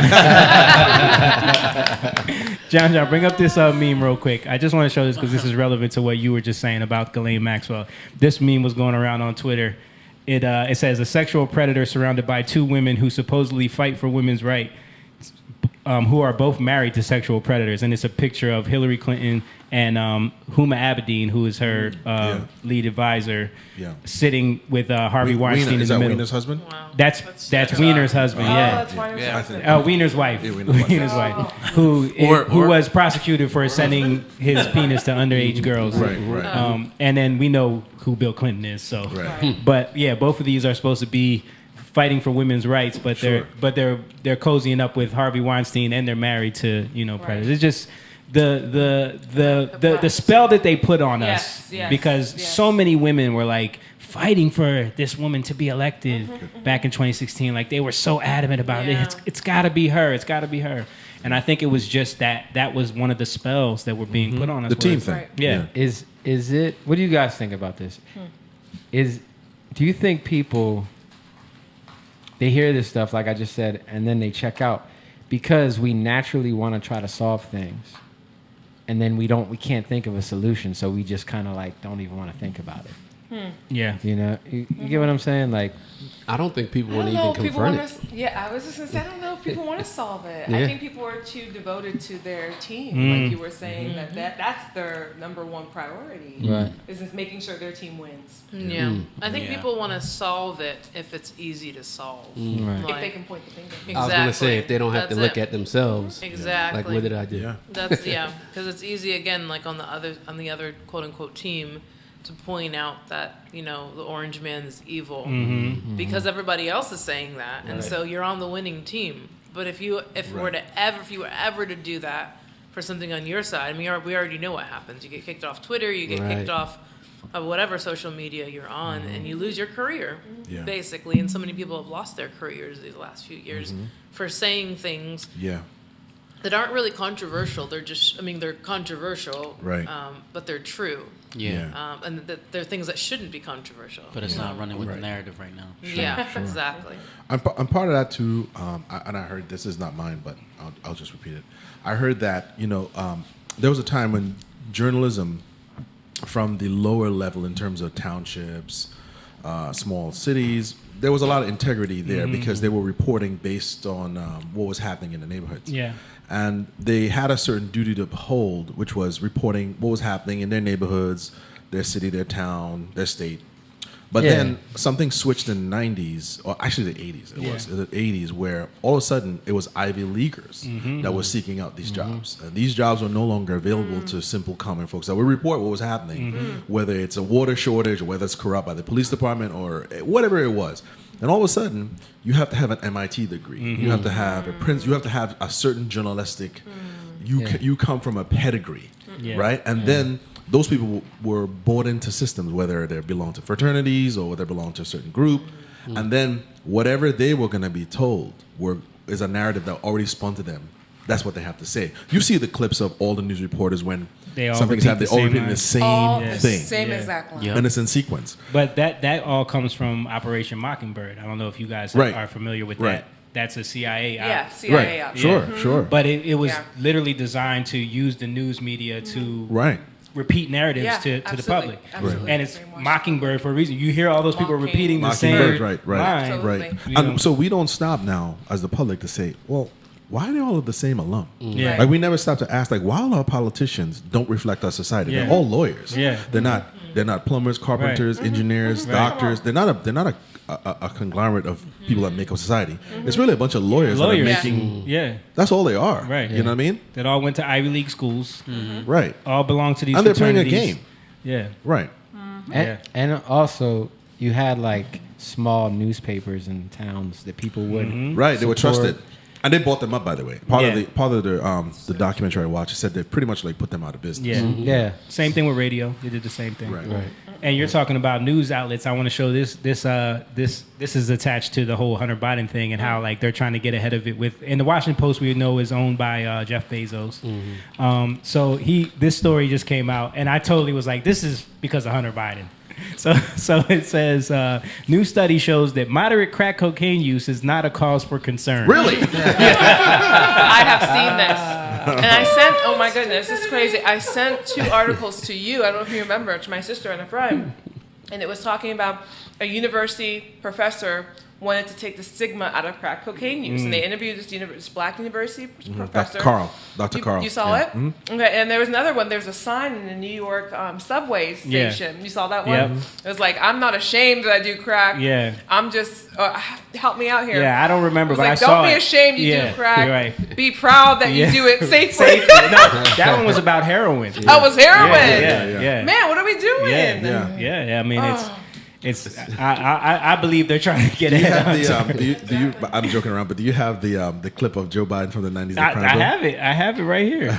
So this is a video of Joe Biden talking about in the 1990s when he created the crime bill about crack cocaine, juxtaposed to his son doing crack cocaine. Lord have mercy. If you have a piece of crack cocaine no bigger than this quarter that I'm holding in my hand, 1/4 of $1, we passed a law through the leadership of Senator Thurmond and myself and others, a law that says you're caught with that, you go to jail for 5 years. You get no probation, you get nothing other than 5 years in jail. Judge doesn't have a choice. Under our forfeiture statutes, the government can, take everything you own, everything from your car to your house, your bank account, not merely. I just want to pause this because you know they use that on a lot of black communities. Of course. Like the seizure thing, though. Yep. Like they would do it. Oh, they just take anybody. They would just. They could accuse you. They could run into this building and say we're under suspicion that there's crack cocaine going on here, and they'll take all the studio equipment. They'll take everything. Wow. Yeah. They take everything, and then they say this is all bought with crack money. And happened a lot. Yeah, it used to happen a lot. What they confiscate in terms of the dollars from the transaction that you've just got caught engaging in. That's what he's talking about. They can take everything. I don't care why they become a sociopath. We have an obligation to cordon them off from the rest of society. They are in jail. Away from my mother, your husband, our families. So I don't want to ask what made them do this. They must be taken off the street. That's our president, guys. Right, right. He looks very disturbed, Hunter. He's so disturbed. And not helped at all. Look at the. Not It's just helped. crazy how it just like. Right. You reap what you sow. Yep. You know what I mean? Right. And also like. That's old. So I would say that like you can't take a video that's years ago and then say, look at this person. But what I'll say is a lot of people whose views were different years ago will say, yeah, I believe that, but I don't believe that anymore, and here's why. Yeah. These politicians don't do that. They don't do No, that. they don't. They don't They do do that. not do that. And to me, to add to that, in another sense, would be this. Okay, fine. You have changed. But what about all those people, millions of people you've affected? Not just the people you sent to jail for these small amounts of things, but their children. Yeah. Where's and the their household. accountability? Where's that? You've affected millions and generations have been destroyed because of your actions. Yep. I mean, and for you to just say, well, you know, it's a new study and it's a new day and Well, That's and not only that, irresponsible. it's like for your son to get a pass, though. Yeah. Like he's been caught multiple times. Right. Not only that, That's true. we know the story about him having an illegal weapon and Getting rid of discarding it. it Yeah. by a school, and then the FBI covering it up for him. You know what I mean? Like this is not you should not be above the law. If since you're that adamant about they need to be off the streets, away from my mother. Come on, you know. and that's code language. Yeah, you know what he's talking about. Right. Bring up this picture, John. Just keep it rolling with the Hunter Biden stuff. They This don't is care, a though. picture of him eating a sandwich while a hooker has a red bag over her face, and he's on FaceTime with someone. They found this on his phone as well. He's really stupid. Like To she, videotape and picture this stuff. yeah. Yeah, he's Oh, it's taking more. pictures and videos. There's a lot There's of stuff sick that I won't even on show his- on here. Of course. There's a lot You of know, sick like stuff on his, like stuff. But this with- is, by the way, laptop. when you say post, this is on his laptop. He's no, not- he didn't post this stuff. Right, This right, is right. just This is stuff that he recordings. kept for Sure, his sure. himself. But For his blackmail. he's like getting prostitutes and pretty much torturing them. right. Like the person He's a that Saudi this prince. video, he wants to live like that. Right. He wants to live like that. We've heard of those stories of these Instagram models going over to Dubai and having Don't that. ask. It's terrible. Yeah, they the things that they'll do for $50,000 you would not believe. You know how people want to talk about white privilege? Yeah, I don't subscribe to that, but I will say there is privilege that you're born into a family that has Influence. well, even wealth and Yeah. but it's all about how you're responsible with that. Yeah. Sure, and sure. and that's what you're seeing. Like you're Right. seeing these people, they don't care. And Biden is so concerned with his own career that Yeah. he really cares. He doesn't care about his son, obviously, because he's just trying to keep him quiet. While yeah. he That's what they does were his finding thing. out, that his son would just basically constantly hit his dad up like, I need $20,000 because I'm trying to go to get recovery. I need $20,000 to get into this rehab place. And then they found pictures and videos of him using that $20,000 because it lines up with the timeline of the text messages Right. on like drugs and hookers. There's a video of him in a deprivation tank or something where he's like masturbating while he's smoking crack, and he's videoing himself like floating in a deprivation tank doing this like but let me show you the news story with the investigation. Ironically, it's the same rail line his father rode to work on. The girls sent videos of themselves on the train to Hunter to let him know they're on the way. And once they arrived there was an orgy, which Hunter filmed. Of course, because there isn't a crime Hunter hasn't filmed. So by paying to transport escorts from Boston to New York, Hunter may have violated the Mann Act, which makes it a felony to transport individuals for the purpose of prostitution. R. Kelly was actually convicted of violating the Mann Act, but then again, R. Kelly isn't the president's son. This is not me, y'all. I'm fighting for my life. Y'all killing me with this. This all comes as hackers claim they've penetrated into Hunter's iPhone. They released all sorts of stuff across the internet over the weekend. Primetime isn't legally able to broadcast material like this at this time, but what we've seen so far is disturbing. and involves very personal and financial and family information. Our president's open to the kind of blackmail that could put our whole country at risk. What we can show you is this unreleased video, though. We just saw that. But yeah, there's a lot of stuff. There's Google searches for underage women. Very very underage. There's a lot of weird stuff that they're finding. Yeah. And just remember the high class prostitutes, where they come from. And which makes it a national security risk. Most of them are from other countries. Yeah. Yeah. But the fact that he's not even getting looked at when you have all this stuff out, and you have R. Kelly, in jail. Yep. Hey, come on, man. This is right. That's not just scale. Yeah, not justice. Not justifying. And these are the people that talk about perpetuate white privilege. Exactly. Right. Exactly. And you're seeing yeah. There's something going on. That's where the team thing, when your allegiance is to your team, and you see because what people are going to see there, once they see the logo Fox News, they're tuned out. Absolutely. I know that. They don't even want to go any further than that. But the problem with it is, like, as I'm searching for material, I'm searching for sources. Yeah. No one else is talking about it. Sure. So if I can't find the actual report on Twitter, I have to go to Fox. No, and I get it. But I'm just pointing out where. No, I'm with you. Because I think the same way. I'm like, let me not post anything from Fox because I already know. Yeah, because people's mindset, and this is what we're trying to talk about is. When your allegiance is to your team, you're not going to see this stuff. You know what I mean? Because these other people won't post it. I see when people are posting like those videos of Hunter and like the text messages that are just crazy. In the comments, all you see is, "But what about Trump Jr.? What about Trump Jr.? You know what I mean? Like, what about Ivanka Trump? You know, it's just okay. Yeah. Is there any question that if Trump's name was on that list, that Ghislaine Maxwell was, it would be out. Everything else would be redacted except that name right here. No, actually, you're right, because I did watch next week had the whole Jeffrey Epstein thing. Yeah.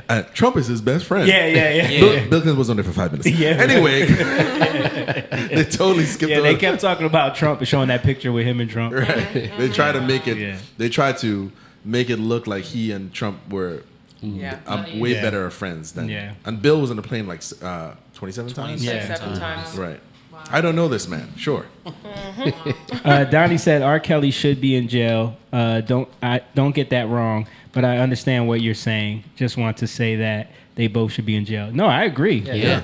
But we're the point that you understand, Donnie. We know, but you are it's right. Just partiality. R. Kelly should be in jail, but never defending. It's just funny that from the party of the inclusive, the equal rights for blacks and the injustices because of white privilege. And as a man, I'm condemning him. Right. I'm condemning him. You know what I mean? Because he from the facts, he is guilty. Yeah. We're not defending that. What we're pointing out is the unfairness of what is supposed to be justice between. That's what we're pointing out. Because when you're one of these elite families, the law doesn't matter. Doesn't matter. And that's what there's.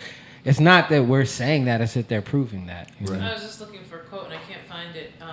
By Brian Stevenson of International Justice Mission. He says something to the effect of the measure of how good our justice system is based off of how we treat. The measure of how good our justice system is based off how well we treat those who are poor and I don't remember and I can't find it. Wait, who was it?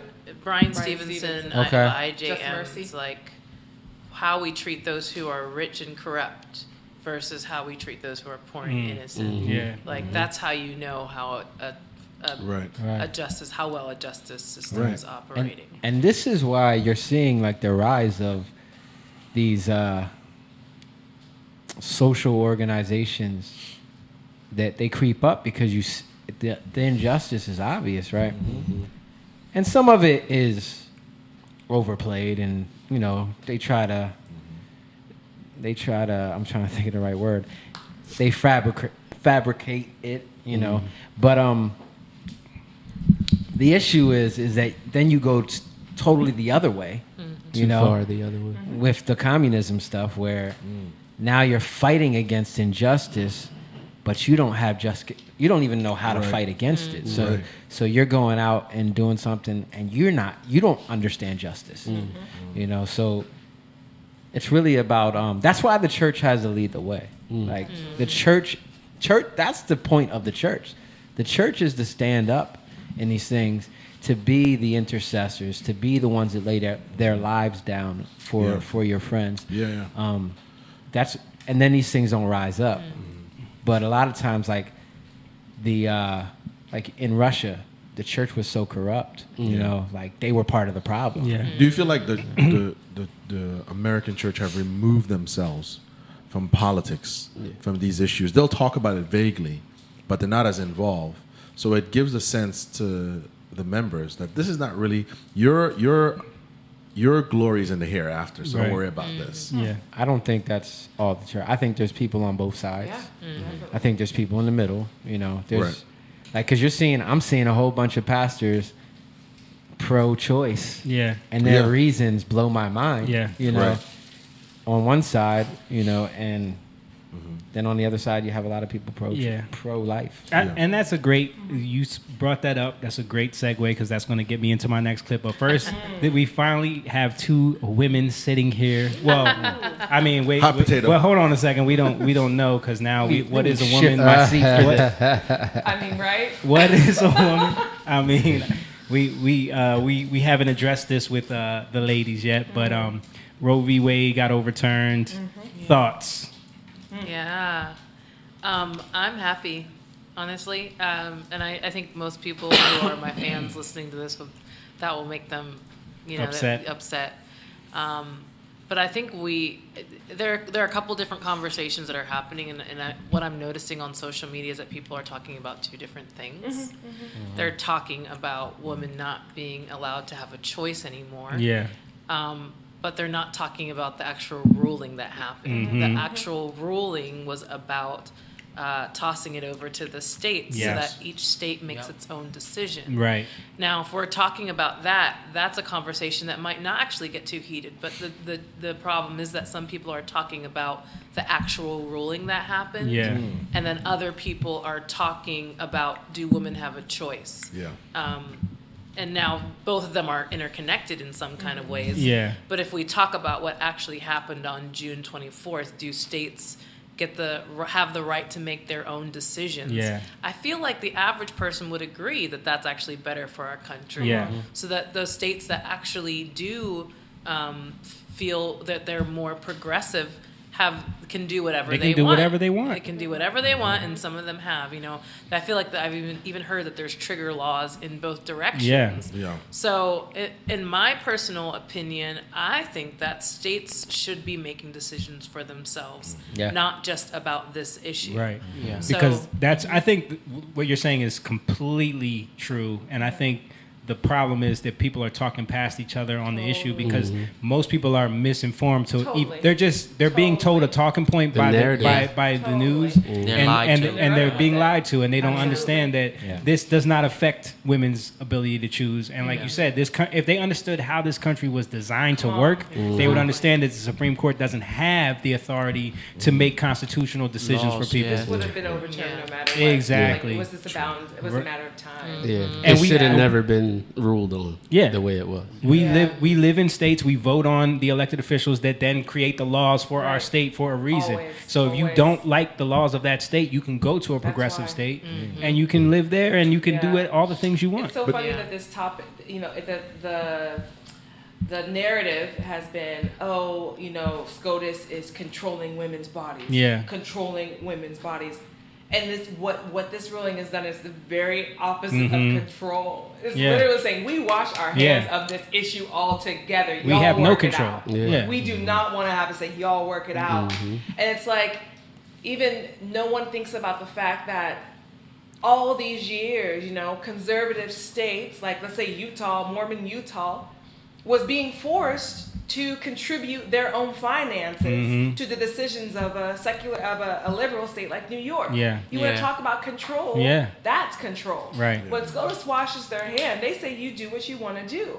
And I think that people don't realize this is the pressure release that the U.S. has needed for a very long time.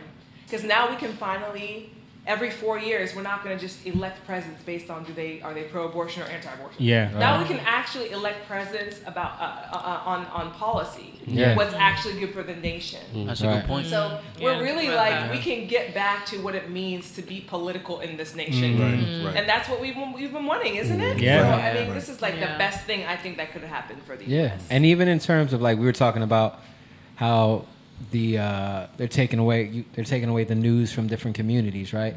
So things become so national and again big government, but Corporatized. right. But when you take it back to the states, now it's like, okay, you guys have responsibility. Yeah. You guys can start to take back some of your power, right? Because It was never meant to come here. it was never meant. And then not just state, but also community-wise. Like, Right. these are the things we got to... Like, people are just concerned about the president. Yeah. You know? Most And people that's the don't thing, vote. No one gets Yeah. engaged in their local Yeah. elections. Yeah. Most people They don't just vote. want to be. They just want. I was about to use the word, but they just want to moan every 4 years when their guy doesn't get elected. That's true. But they don't want to do anything about their local state. Yep. Yeah. Right. Right. They don't even know who's their. don't They even don't know who know. their senators are. They don't know who their congresspeople are. They don't. Whatsoever. Yeah. That's true. We're not involved. Yeah. And that's the reason why it gets kicked back to the states. So you take your responsibility back. And the politicians, they don't want that responsibility. Right. They don't want to have to answer, well, are you pro-abortion or not? Exactly. Absolutely. Because now they have to be... Hold on. Not the corrupt ones. They want that responsibility. Yeah, They want The want ones that everything. wanna Yeah, they work, want all right? the power. Right? That's why Nancy Pelosi has made more money in the last couple years. Right, Yeah. right, You know what I right. mean? Because And they want to manipulate it in their Right. favor. That's why she went above her bishop to go get communion from the Pope. From the Right. Pope, yeah. Because her bishop wouldn't give her communion. That's right. what I see though, for you as black women, I feel like they're trying to make black females the face of it. They have to. Yes, I just did a video. On You know, They and have they're to. trying to, because one of the things that I have no necessarily any proof of this, but I just it's more of a me suspecting this. A lot of liberal states they're emptying out, right? It's going to be hard to justify funding for things and buildings, Yeah. and certain facilities that don't do this stuff. People are leaving in droves. Look at California. Look at New York. You know what I mean? And I think that one of the narratives that the news and certain media outlets are pushing is they're basically forcing this issue to almost be like a black female issue. You know what I mean? Yeah. And is that they're forcing it on you. And I don't know if like I've heard a couple of black females that I follow on their channels talk about it, but I'm surprised that they haven't been like, this is not really our issue. Yeah. You know what I mean? Come on. You know? Yeah.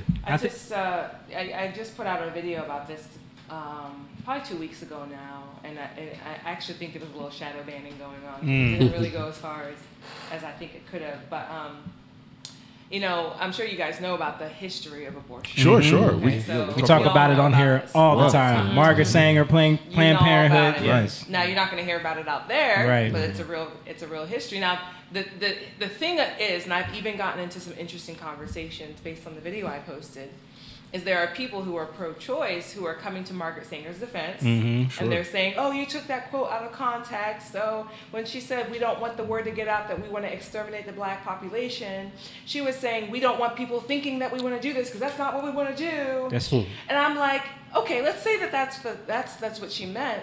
This woman still consulted with the KKK. Yeah. Yes. You don't give someone a free pass who meets with the KKK Yeah. to discuss the aborting of black babies. Yeah. You just don't. And she openly no- talked about how we need to get black leaders, black Absolutely. pastors Yes. involved to sell this to the Yes. community. And was successful at it. Yeah. She was very successful at it. And there are still people who will say, no, she was just saying that Right. black people need to take power over their bodies and they will trust their own. There's just a No. lot of, you Right. know, they're giving a lot of forgiveness towards this woman. And in this day and age, we would never give anyone Right. the kind of pass we're willing to give Margaret Sanger. Yeah. And the crazy thing is, yes, they need black women to be the face of this thing because obviously black women have been the target of this thing. And now, of course, black women are 5 times more likely to abort their children than white women. Yeah. Right. And I did some math. I mean, I didn't see this statistic anywhere, so I was like, let me look this up. So I looked at the number of black people that lived in 1920s versus now in 2020, 2022. And the black population has only increased by 2%. Yeah. They're the same. Yeah. 2%. We talk about that. God. We- Oh my God. Black Right? population is the only population in this country that has not increased at the rate of any other, especially minorities. Yes. And we've been here the longest. We've been here I my mean, God. what is really going on? Yeah. In New York, more babies get aborted every year than Than born. born. Yeah. And not even to mention, but there's other programs that are offshoots of that. The school to prison pipeline, all of Yeah. these kind of Thank stuff. You know, you. I had a friend who was a teacher. She said, "Listen, these standardized tests are." It's to see where the kids are, but it's also a collection of where these kids are going to be in 10 years. So they have them Yeah. when they're 10. So by 15, they know, okay, if you can't read by a certain age, your life, or they already have it mapped out. You're pretty much going to go to juvenile. You're going to be in the court system. So they use those projections and those numbers to go out and basically ask for more money for state penitentiary to imprison these boys. And it's pretty much mostly Latino and black boys. You know, because they use it for that. It's a collection of things. You know what I mean? Yeah. And I don't think when you start saying that, for me, I've stopped engaging with people who try to. It's like the quote you just read from Margaret Sanger. When people try to tell me that doesn't mean that, Yeah. I stop them. Nope. No. Yeah. I'm good. Yeah. You know what I mean? Yeah. Because I realize at that point in time you're playing a game, Absolutely. so I don't want to engage with Let's go back and look at all the Trump quotes that we said meant one thing when Yeah. they didn't mean one Sure. thing. Right. Blah, blah, blah. Yeah. She was a eugenicist, and, Yes. and if you go back and you look at that, a lot of the wealthy people at the time subscribe to that. Jamie is the one that told me about Bill Gates' dad. Yes. You know, He was the president of Planned You Parenthood. have to take those things in consideration to understand who are these people Yes. that are orchestrating this. Right. What is their ultimate goal? Absolutely. You know what I mean? Yeah, and also because we always go to women's rights and the whole medical thing, but it becomes so focused in one way when there's so many different ways you can look at something. Exactly. And I think that's the biggest issue. Like, none of these things are even a factor when you look at, like, most of the issues happen after 21 weeks, right? And then that's even very minute, right? Yeah. The high risk stuff. And at that point, you can just have the baby be birthed. There's no need for And an there has been abortion. evidence of the baby surviving. But the too. thing is, like, because people are so focused on, like, no, it's about the woman's body. Yeah, you'll be fine. Yeah. Right. Yeah. You know, you'll be Right. fine. Yeah. Right. There's nothing, like, there's only, like, I think there's, like, 0.001% where it's, like, before 21 weeks and you might have an issue. And then that's something you have to weigh out. But it's so minute. So like, minute. Right. like, Well, have you guys Yeah. heard this story that they're like pushing around now? Joe Biden the went up there 10-year-old. talking about the 10-year-old girl who had to travel across state lines to go get an abortion because she was raped. So Oh, yeah, no yeah. one can verify this It's story. false, yeah. Yeah. Right. And then they're talking about in Ohio there is no law, like if she was raped, there's no law banning her getting an abortion. Right. In that case. Sure. So they're making up this story Right. to pull emotion out of people. Yeah. And be But forewarned everyone, that this is gonna everyone is happen more. repeating it though. Yeah. It's and good. it's Only gonna keep 4 to 6 happening. percent of abortions are because of rape, incest, or the Yeah. life of the mother. But that's 100% of the conversation. Right. Yeah, for and I was pro-choice. gonna say, what if they were to use that as the forefront of this whole to lead this conversation, you know? And what if there was some kind of compromise? I'm not saying there should be, but what if there was compromise? Would that be enough? The answers are obviously no, because it's not about that. It's about using that as emotion Absolutely. in order to get other things. But going back to what you were just saying, you know, it's obviously it's a difficult issue for different people, you know, and I've never been in that situation, so I'm not even going to pretend that I understand what women are going through. But there is another deeper conversation that we're not having about this. For sure. How have we culturally gotten to a point that whenever a woman is pregnant, that she doesn't want to have her child? Yeah. You know, Yeah. let's push all the anomalies aside.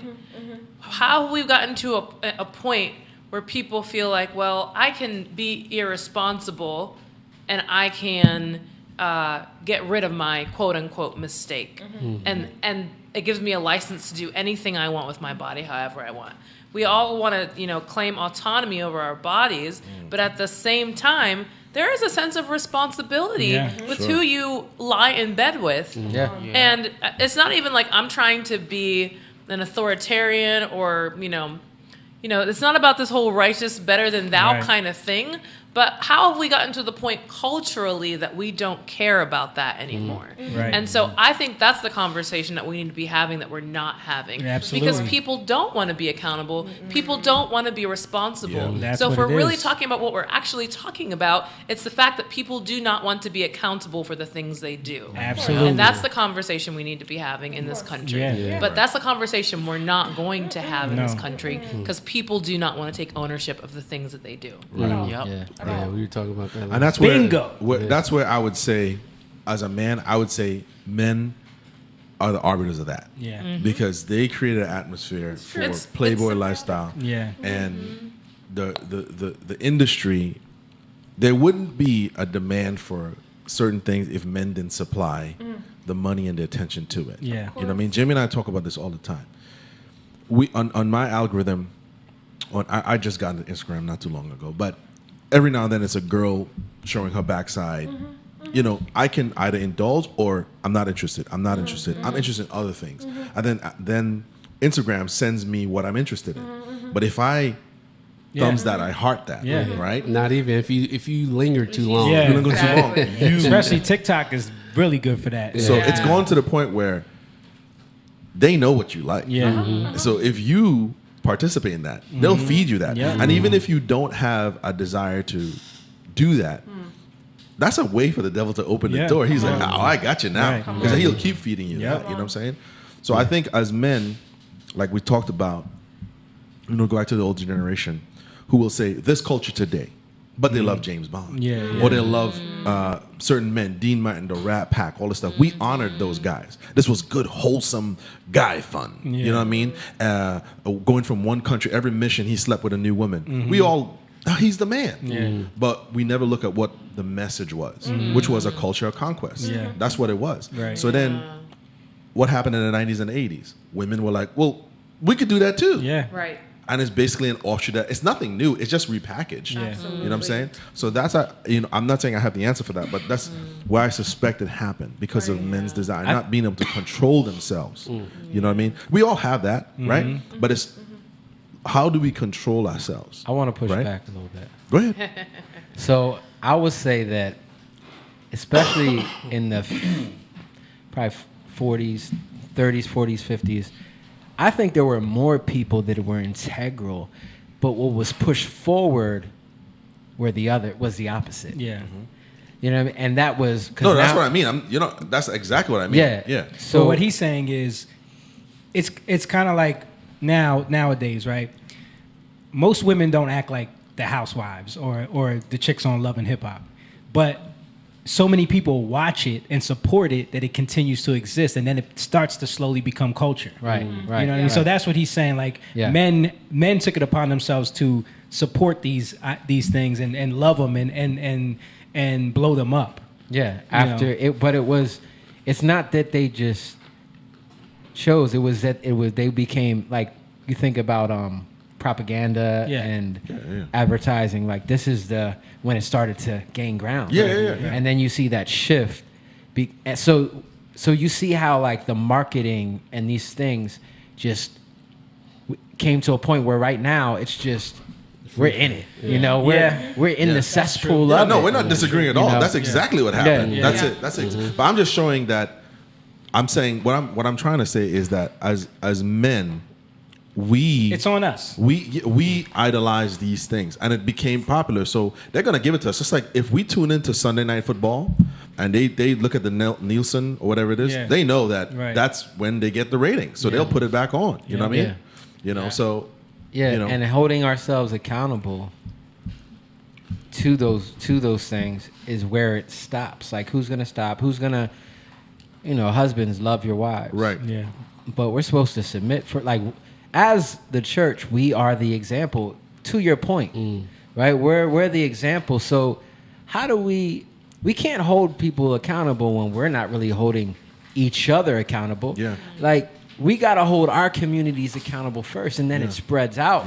And it's really not even about holding them accountable. It's about being the example. Right. Because we first hold ourselves accountable, and it should be hard to be a Christian. Right. Like, it should be hard to be a believer. Right. Like, I'm not going to just let you believe willy-nilly. You know, because Right. you're not really a believer. Right. What do you believe? Right. You know, and your actions should show it.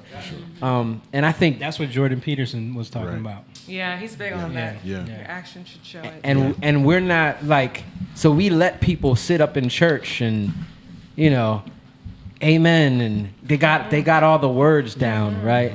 But Yeah. their heart is far from God. Sure. You But know? it starts with, like, okay, I feel like within your if you know that this is not something that's right, and I always say this, even if you don't know Christ, right, just to start out, right, would you want your daughter, how would you feel about that? That's one of the things my dad always said to me, right? How would you feel if someone did? I have 3 sisters, by the way. So keeping a sense of integrity started out when he saw that I was tuning him out about the religious part or what, you know, he could tell, you know, he would always ask me, well, how do you feel about someone doing that to your sister? And then me going with them, being around them and seeing how aggressive men would be towards them basically formed the way how I would approach girls. I didn't want to be that because I saw how comfortable they were. Now I'm not saying you have to have a sister to understand that, but if now I can talk to another man, like you see how the 4 of us are, right, or the 5 of us, right, right. I would say one of the things that it was in this group is this: we hold each other accountable. We all stand on a certain thing, but if one of us is unbecoming, what do? We talk to him like, "Yo, what are you doing?" Right? Yeah.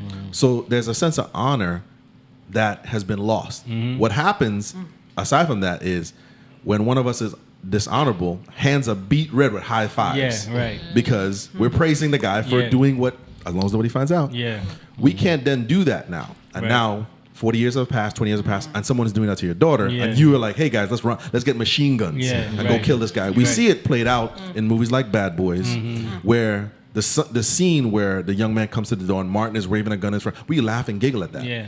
But if you raise that girl right, you wouldn't have to wave a gun in anybody's face. And if you knew that you were raised right, and that what you're worried about is what you did happening to your daughter. So those isms becomes part of cultural.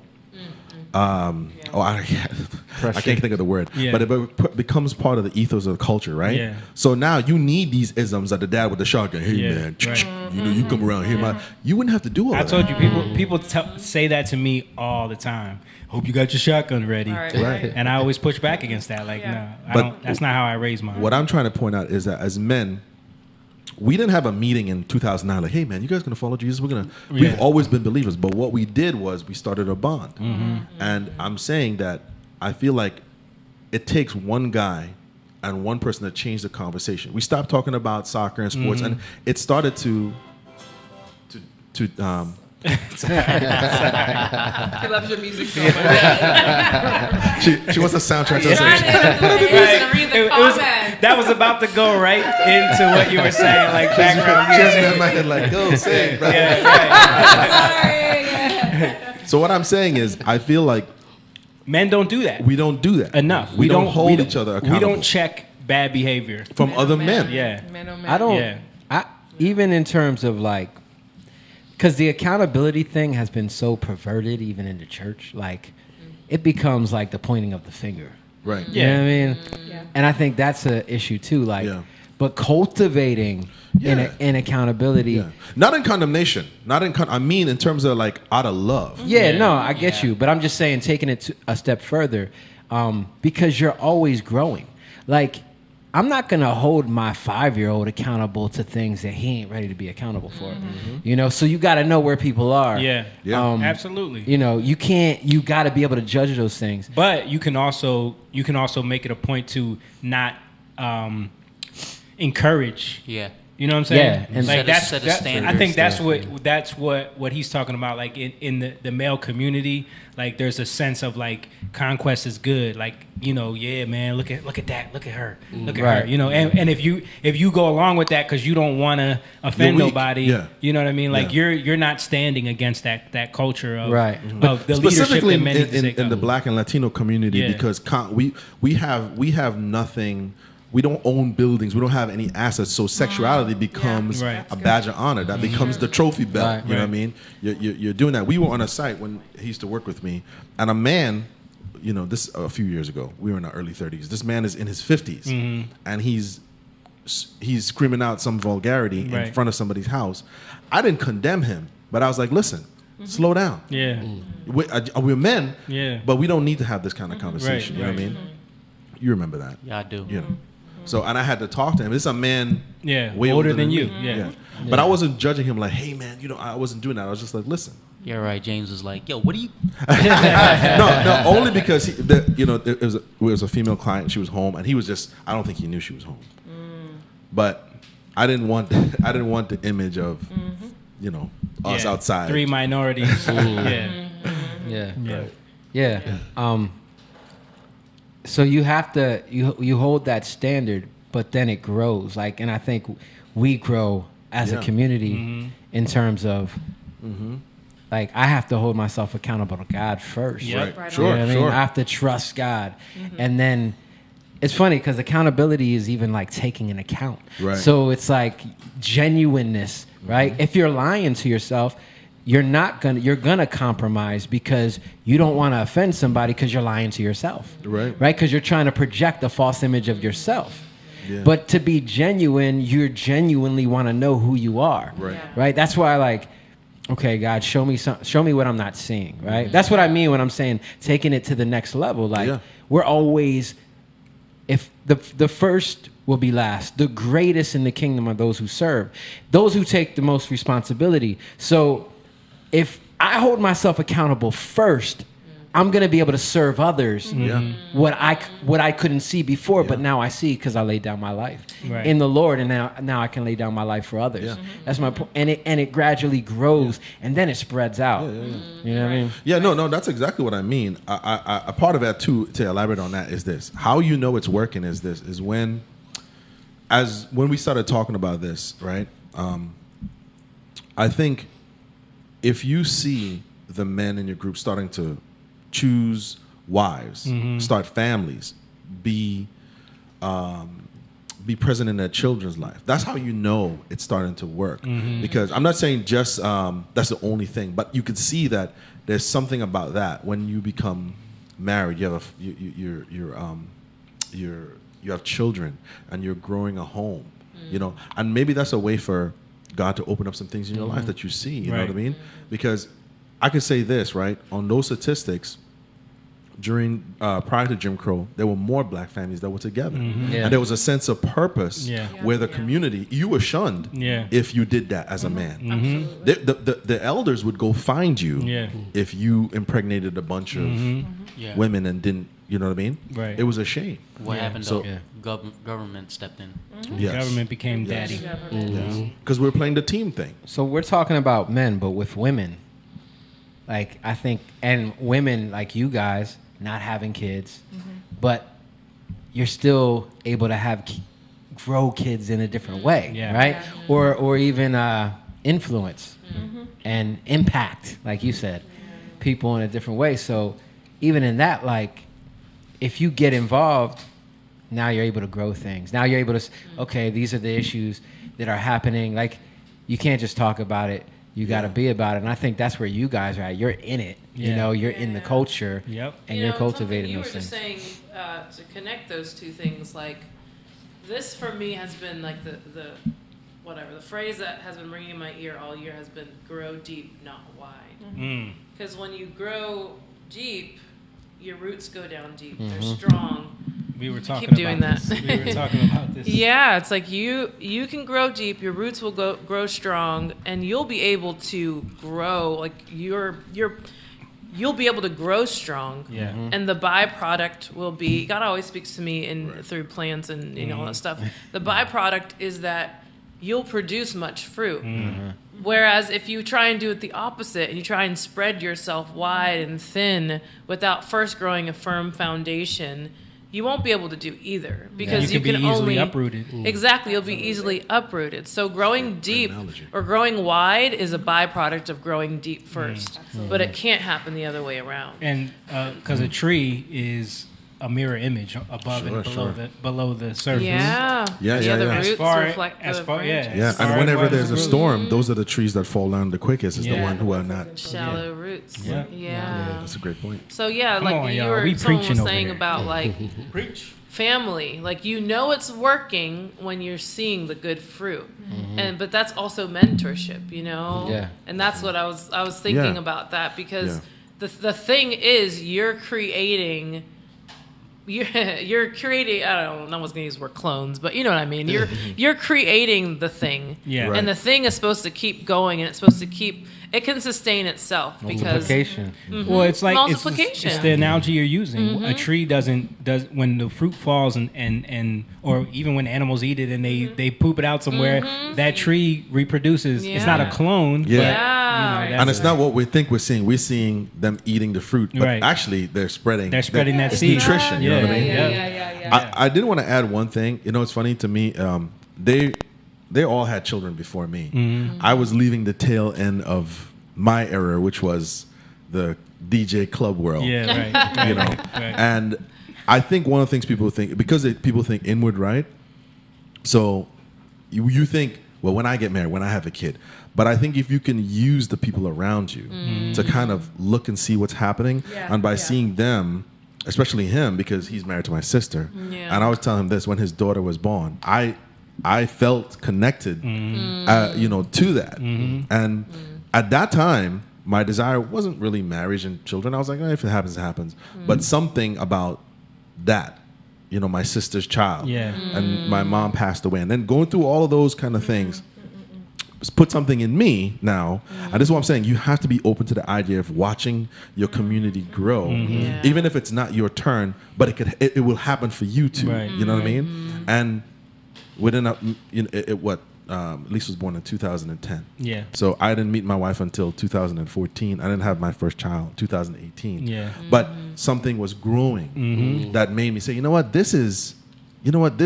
I do want this. Yeah. You know what I mean? And I want a healthy relationship, and I want a wife, and I do want to be a good dad. I want to be a good husband, because I'm motivated by watching my sister and her family. Yeah. And I'm thinking of all the things my mom, my dad. I think if people can stop and think of those things, don't just think about it for yourself, but watch it happen communally, and then take that and go cultivate that. You know what I mean? Yeah. You guys are like in the middle of,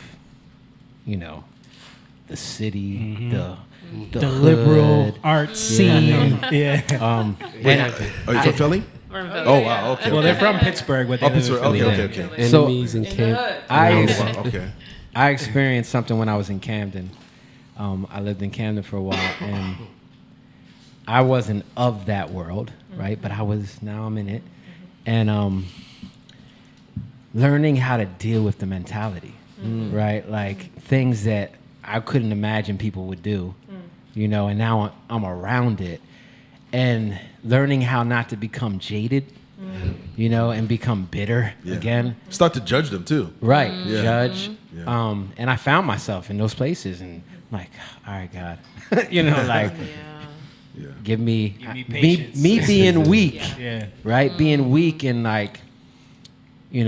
give me the love that I don't have. For sure. Like, have you guys experienced that? The son of Jacob. Definitely. I mean, that's really how I ended up moving to Germantown. God knew what I needed before I knew I needed it, and He knew I needed to plant myself in that community to actually learn what it meant to love people who were people that I formerly thought me and these people have nothing in common, and we've talked about this in the past when we've been on your show about our upbringing and just our relationship with the Black community, being first generation. And that's something he relates to big time. You get it, it's a real thing, and and I've been where I've been in my current community now for 5 years, and the way that God has changed my heart, there's no man on earth that could do what God did. Like it has been a spiritual transformation where I now just like my heart bleeds for my community. My heart bleeds for people that previously I would have been like, I don't want anything to do with these folks, you know? And, but when you see that all around you, the question is like, you know, what do you do? How do you put out good fruit or scatter the seeds in your community? I mean, one way would be to model what it looks like to have a healthy family. Well, we're both single, you know, and in the world we live in, of course, there's lots, we could spend hours on this, but not a lot of that is our fault. We can say that pretty absolutely. confidently. But there are ways that you can model that, and one of that is just demonstrating health, demonstrating motherhood, you know. Participating. Taking the kids in and doing things in the community. You might not be a natural mother, but you can be a spiritual mother. You know, I have a home of basically a discipleship house. I have 5 girls that live with me, and I am, for most intents and purposes, discipling all 5 women. Wow. And so I might work with young adults, Joy works with kids, but we're doing what we can to model motherhood and the capacity that God has put us in. And that's where God has us right now. Which is probably what happened for a lot of people is, since we're going against our natural nature, it becomes dead to you because you haven't been watering it. So for a lot of younger women who are struggling with this, you know, going to Bali or going to Rome or Paris becomes their passion and not children. So or it becomes dead to you. Or the corporate world becoming an the executive. corporate world or whatever Absolutely. it is. The same thing for men. Maybe you focus on the sports, your cars, your watches. So that's fatherhood. So when it happens at this thing that you were doing illicitly, now you're confronted with it. So you don't care about it. You know what I mean? And I think because we don't hear a lot of people saying, hey, listen, here's where I made the mistake. You know what I mean? Right. Yeah. You know? Real quick, Courtney said you'll be able to grow stronger spiritually. I think she's talking about the tree analogy. That is true. And Donnie said he's going to push back on that part. It's not about how I raise my daughter, but I will do that simply because I didn't raise that boy, and he needs to understand that he can't do what he wants with my daughter. I mean, pride. I understand that, but my point is, Donnie, that if you bring up your daughter in a way where she doesn't choose those type of boys, right? Yeah, or she learns how to spot the type of boys that wouldn't make a good husband, and if she doesn't fall victim to the idea of dating culture, period. Sure. You know, and let me push back on Donnie. Okay, that's your rule. Now your son goes to somebody's house. Are you okay with a man doing that to your son and going further in a moment of indiscretion? Right. Because if that's the rule, then it has to be the rule over there. Right. And now you can't jump in your truck and go with whoop somebody's behind because you were offended now. Right. Because you set a law. Because he pulled his gun out on your son. And if that's the law in the community, now you have to accept that. And I think that's why I would push that's back. where we fail in terms of understanding where we're weak, right? Men's natural focus is to protect. Women's natural focus is to love or care. So like, if we're not, we can be overly protective because we're weak. Right. You know what I mean? That when you're overly protective, you're showing you're weak. Absolutely. You know, so I would say like, now you have to trust God. And that's stronger for your daughter to see that than anything else, right? That's real strength. Strength is in your weakness, right? You grow in that weakness because you're really not strong. Right. God is your strength. Right. So as a Christian, I was going to say, to piggyback off of Jamie, you'll know them by their fruit, right? But how can you know them by their how can your daughter know you by your fruit when your fruit isn't distinct? Sure. You know? Yeah, because if you're saying that and then you cheat on their mother, then But my confidence isn't in myself. Like for my daughter, my confidence is in myself that she's going to choose the right one. My confidence is in the Lord that I'm going to trust Him to be able to raise my daughter and to just be the man that she needs to see as an example. That she can now be able to choose, right? Because that's taste and see that the Lord is good. You're choosing the right thing now, you know. And I think then that takes away my fear. Now I don't have to do more than I thought I had to do. And it's the same thing with women. Like they want to overly protect too in a different way. Like they want to care like, oh, don't let them do that. Don't let them do anything. Like, you know, and because they care so much, Right. like, but they gotta let them go out. Right. So because we women and men are different, Right. and we we don't realize, like, we complement each other in our weaknesses. You know, let me cover you, wife. That's true. And, go ahead. Sorry. And my wife, she's showing me love she's showing me how to care. My wife reminds me, like, you talk to them a little harshly. You gotta show a little bit more love. You know what I mean? Yeah. And I'm like, yeah, you're right. Okay, I see what you mean. You know, so there's that balance, man. Sure. And that opens the door, I think, too, for your daughter to see that. Okay, it is okay to go talk to dad about this. And he's humble. Maybe there might be something that she's not seeing because she's enamored with the way he looks or something like that. You can be like, I see where you like him. Right. But let me show you something. You see, the thing is, and not that I'm picking on him, but I'm just showing this. You see, this thing that we do is, it gets modified in every generation. So somebody takes it up a notch until somebody gets killed. And then we're sitting doing vigils and doing chicken fried dinners because someone died. You know, so it's like, no, we can't have that. You know what I'm saying? Because it goes from questioning a boy real hard to someone beating him up or having her brother or her uncles damage him. Somebody's gonna take it to the next level. This is why we can't have this. Right. You see what I'm saying? And people, like, I deal with a lot of young men that they don't know respect. Right. They don't know. So I can't just look at them. And I realize this because I deal with a lot of my wife's family. Like, some of the kids in the family, they just don't. They grew up not knowing how to respect in the way that I demanded in my house.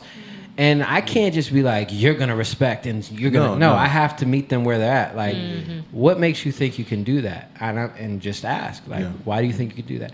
Okay, I see. I understand your point. But here, this is why I do what I do. You know, and then they start to see it a different... But I don't allow it, you know? And even in that, they, like, look at me like... But at the same time, now... I allow them to, why did you do that? Because it's a new concept. Right. You're approaching them in a new way too. Right. Because I want to honor them. You know what I mean? I don't want to disrespect them. You know? And so even in that, like, if you're doing that to other men or other young men, right? You're just perpetuating something. And they're gonna go do it. Like I said, the thing that I'm concerned is they will take it up a notch. Yeah. That's how it is with men. Right. Men always go, it's like, oh, they did, I'm going to go here. Snowball effect. Yeah, it's a snowball effect. You know? Well, it's that pendulum. Like, right? I'm not going to be like my parents, right? My parents did this, did that. They beat me. I'm not going to beat my kids. Or my dad beat me, so I don't have to respect him. Like, this pendulum swings back and forth. And it's a cycle that you never get out of. Yeah. I think there's something powerful to letting a kid or young person decide that they're going to respect you. Like, whenever you ask them those questions. Well, I want to help you think about what you're doing, so that you can get to that place that you're making that decision on your own. Right. And I'm not demanding it of you, and you have a decision. If you don't want to respect me and my space and where I'm at, you don't have to be here, you know? Exactly. And that's what it comes down to. Right. But if you try and demand it, it gets to a point where they don't want to have anything to do with you, or they will do it, you know, at face value, but they'll be resentful. Yeah. And part of it too, I'm sorry. Part of it too is this. Because we are now living in this time, what a lot of us will do is, those ain't my kids. And we'll dismiss that. So we don't participate. So what we do is we go in our house. Like you said, you live in a community, they're your people. If your attitude was like, screw these people, click, click, click, click, click, you get the best alarm systems, you call the cops on everybody, you're not communicating with these people. But then there's a time when your house is on fire and people are like, nobody, all right. And how nobody tell me?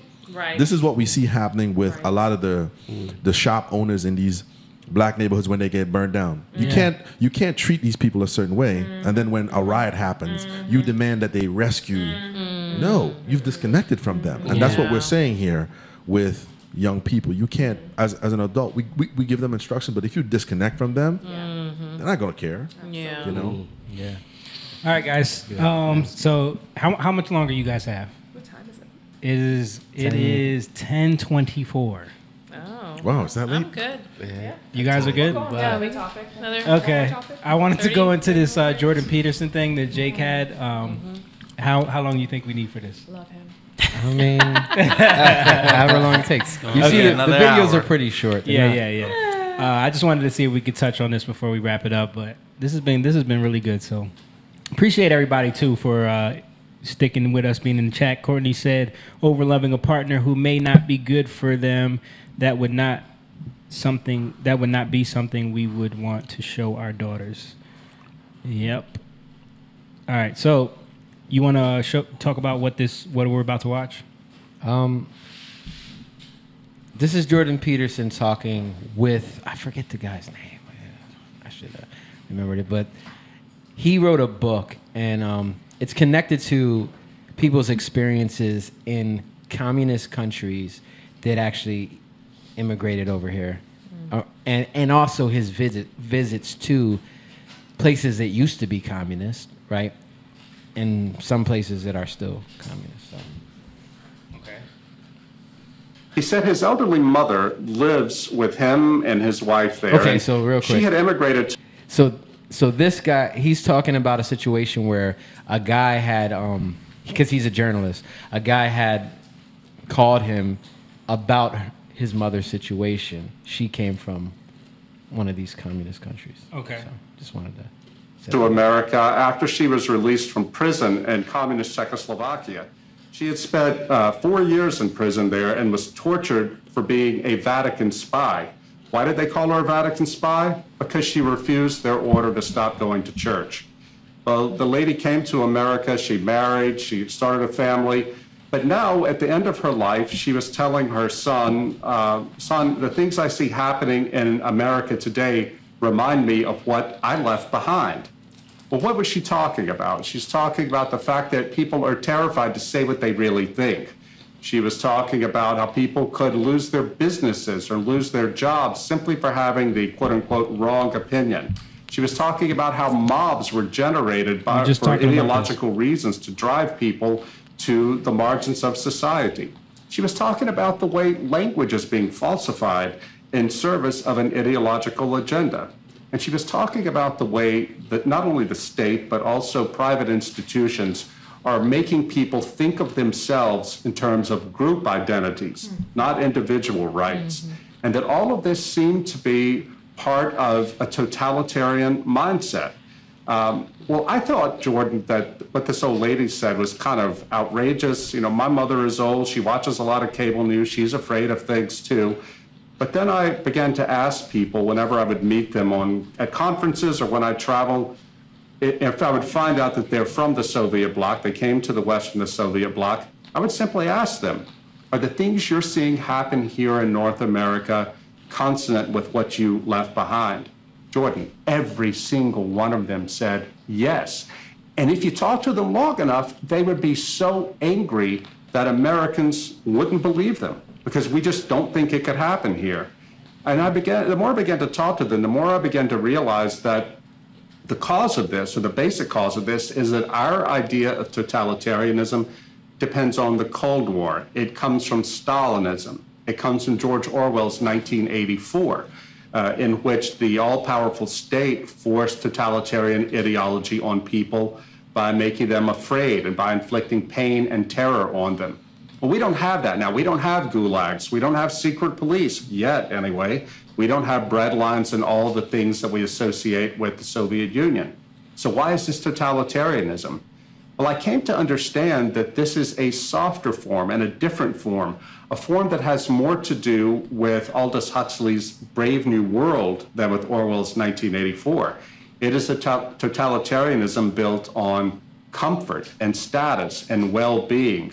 And we can't really see it because we're looking to the past to tell us what totalitarianism is. But these people, these emigres who lived through it, they sense it. They are our canaries in the coal mine, and we better listen to them. He said his... Okay. That also reminds me of, you guys ever heard of Yeonmi Park? No. She's a girl who's disaffected from North Korea. Yeah. And she actually escaped North Korea, was put into sex slavery at 13 years old, China, and then escaped China, came to the U.S., and now she's been talking about communism and how it can, like how a lot of what she sees happening in the U.S. is reminding her of what they did to implement communism in North Korea, like the tactics that they would use, the things that they would, like not letting people talk about. So same thing he's saying. Like, she has a TED Talk, a very does she have a TED Talk? She might. It's the same person. She might. I know there's another woman from China who lives in the States now, who also talks about how a lot of she's actually running for Congresswoman or something. This girl, The older lady from China. Yeah, but she escaped and came here and ended up getting an education. Now she's running for Congress because she was just talking about how it hurts her so much to see the tactics being used here is the same thing that she remembered from the CCP and how they basically tricked people into the communist, ideology. Sure. Yeah. So, just saying that goes along with what he's talking about. Yeah. Part of it too. I mean, this is kind of hard, but I would say a lot of Americans really haven't traveled to places like that. When we travel, we think of vacation, right? So we think of Mai Tais on the beach, relaxation, resorts. So we are not really going to other places. This is a really new thing where shows and TV shows where people travel to see how other people live, but we never get involved in anybody's politics. Yeah.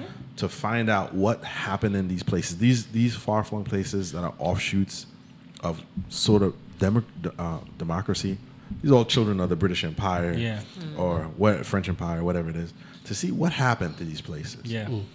I think me being a foreigner, Trinidad went through a coup, right? Yeah. And people will say, well, what? When they think of Trinidad, when I describe it as a Caribbean island, why would you leave? There was an extremist that was killing people. That's a good reason to go. Yeah. But I think literally took over the government. Right, because this is marketing involved. So people don't do any research to find out, like, how did other societies, like, you know what I mean? So they never think it's going to happen here because this is a land of excess. You know what I mean? What was the dude's name that overthrew the government? Abu Bakr. Yeah, Abu Bakr.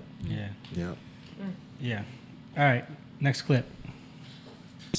And also, we're looking for an easy explanation for what happened in Nazi Germany, that it's comforting for people to believe that a totalitarian state is basically made up of people yearning to be free, who are oppressed, but basically honest, by a small minority of people willing to use coercion and terror.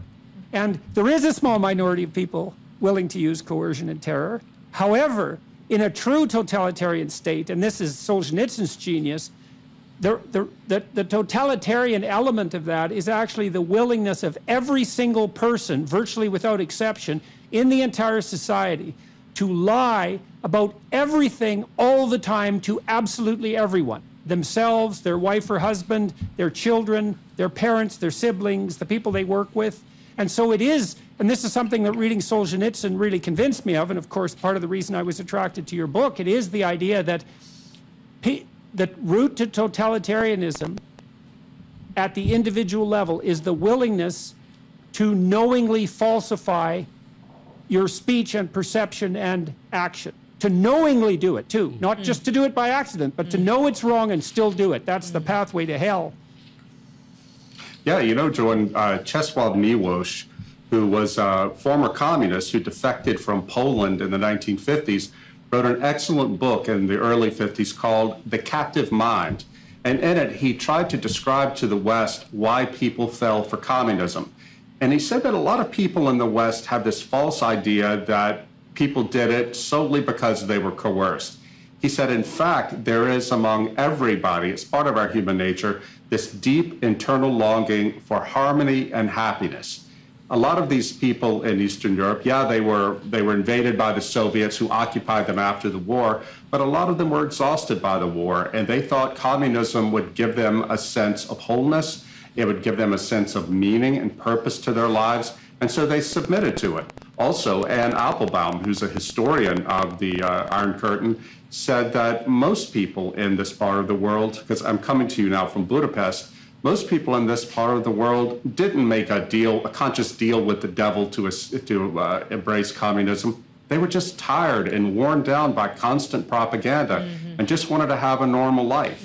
And if that meant having to submit to the lies, well, they were willing to do so. And So Do we see that tactic happening? Yeah, that's how they. It's true. It's true. So I said it earlier about the whole thing with Isaac and marrying the Hittite women and how Hittite is connected to becoming depleted and exhausted and how that brought bitterness in, right, into their lives. And then people just want to they want to have peace, but it's not the peace of God. It's the peace of the world. Like Jesus said, I'm going to give you peace, but not like the world. So we settle, and then this is the tactic. I really believe this is the tactic of the enemy and has been the tactic of the enemy in the United States to get the church to settle. And you've seen where we're kind of on this precipice of like, are we going to settle or are we going to rise up? You know, are we going to live by faith or are we going to live by peace, the peace of the world? Yeah, fear, right? Are we going to close all our doors because we might get sick? Right. And so the connection between that terror and the depletion and exhaustion causes you to just give up and accept things that you normally wouldn't accept, and that's what you're seeing here. You know, and that's exactly we're in that place now that are we going to just accept this or are we going to stand, you know? And that's not easy. No. It's not easy to stand. It takes strength. Yeah. We've all been learning that over the last couple years, Absolutely. right? Yep. Absolutely. Yeah. And this is one of the things that distinguished communism from Nazism, let's say, and made it even maybe more pernicious. The Nazis basically said, well, the world, that's for the Aryans, and the rest of you can go to hell, and we'll be happy to aid in the flames, let's say. And there's not a universalism associated with that. There's a definite exclusion, and it's pretty bloody obvious. On the communist front, though, and this is maybe what made it such a powerful substitute in some sense for Christianity, there was the notion that what we were working for was the universal brotherhood of man and this intense inclusiveness where everyone could live together peacefully. And so people were also led down the garden path by that presumption and found out that lying in the service of future utopia turns out to be a pathway to hell, just like lying in the service of an exclusionary fascist state. And this is one of the things that... Yeah, so this is powerful. You know? So powerful. And this is what has been... You see it with every communist country. Like you see it in the West with all the Latin American countries that it tried to go through the revolutions that happened. Cuba. Venezuela, well, later on, but it was, the main thing was the church didn't stand up, right? There was already corruption there. And it gave people something to hold on to and a hope like, well, we can do this. We can, but they didn't have the tools to be able to do it, you know, because that's in God. You can't create a utopia when we all have sin. We're all wicked. You know what I mean? It's impossible. You think they were trying to create a utopia or more of an economic powerhouse so people bought in quicker because it's like, you know, come to America. Like this, the way America was spun to look to me was a land of like materialism. Yeah. You know what I mean? Yeah, I don't think in America that idea has been, you know, forged yet, but they're attempting to. Like the socialist movement, the democratic socialists, and like all of these programs they want to implement. They're trying to move it in that direction. But I don't think that America has never like talked about utopia. It's all about opportunity. You know what I mean? Right. That's a better word. It's interesting though because somewhere along the way the masses still have gotten that impression of utopia. So I'm not really sure. I'm sure if I thought about it long enough, I could figure out where that's come from.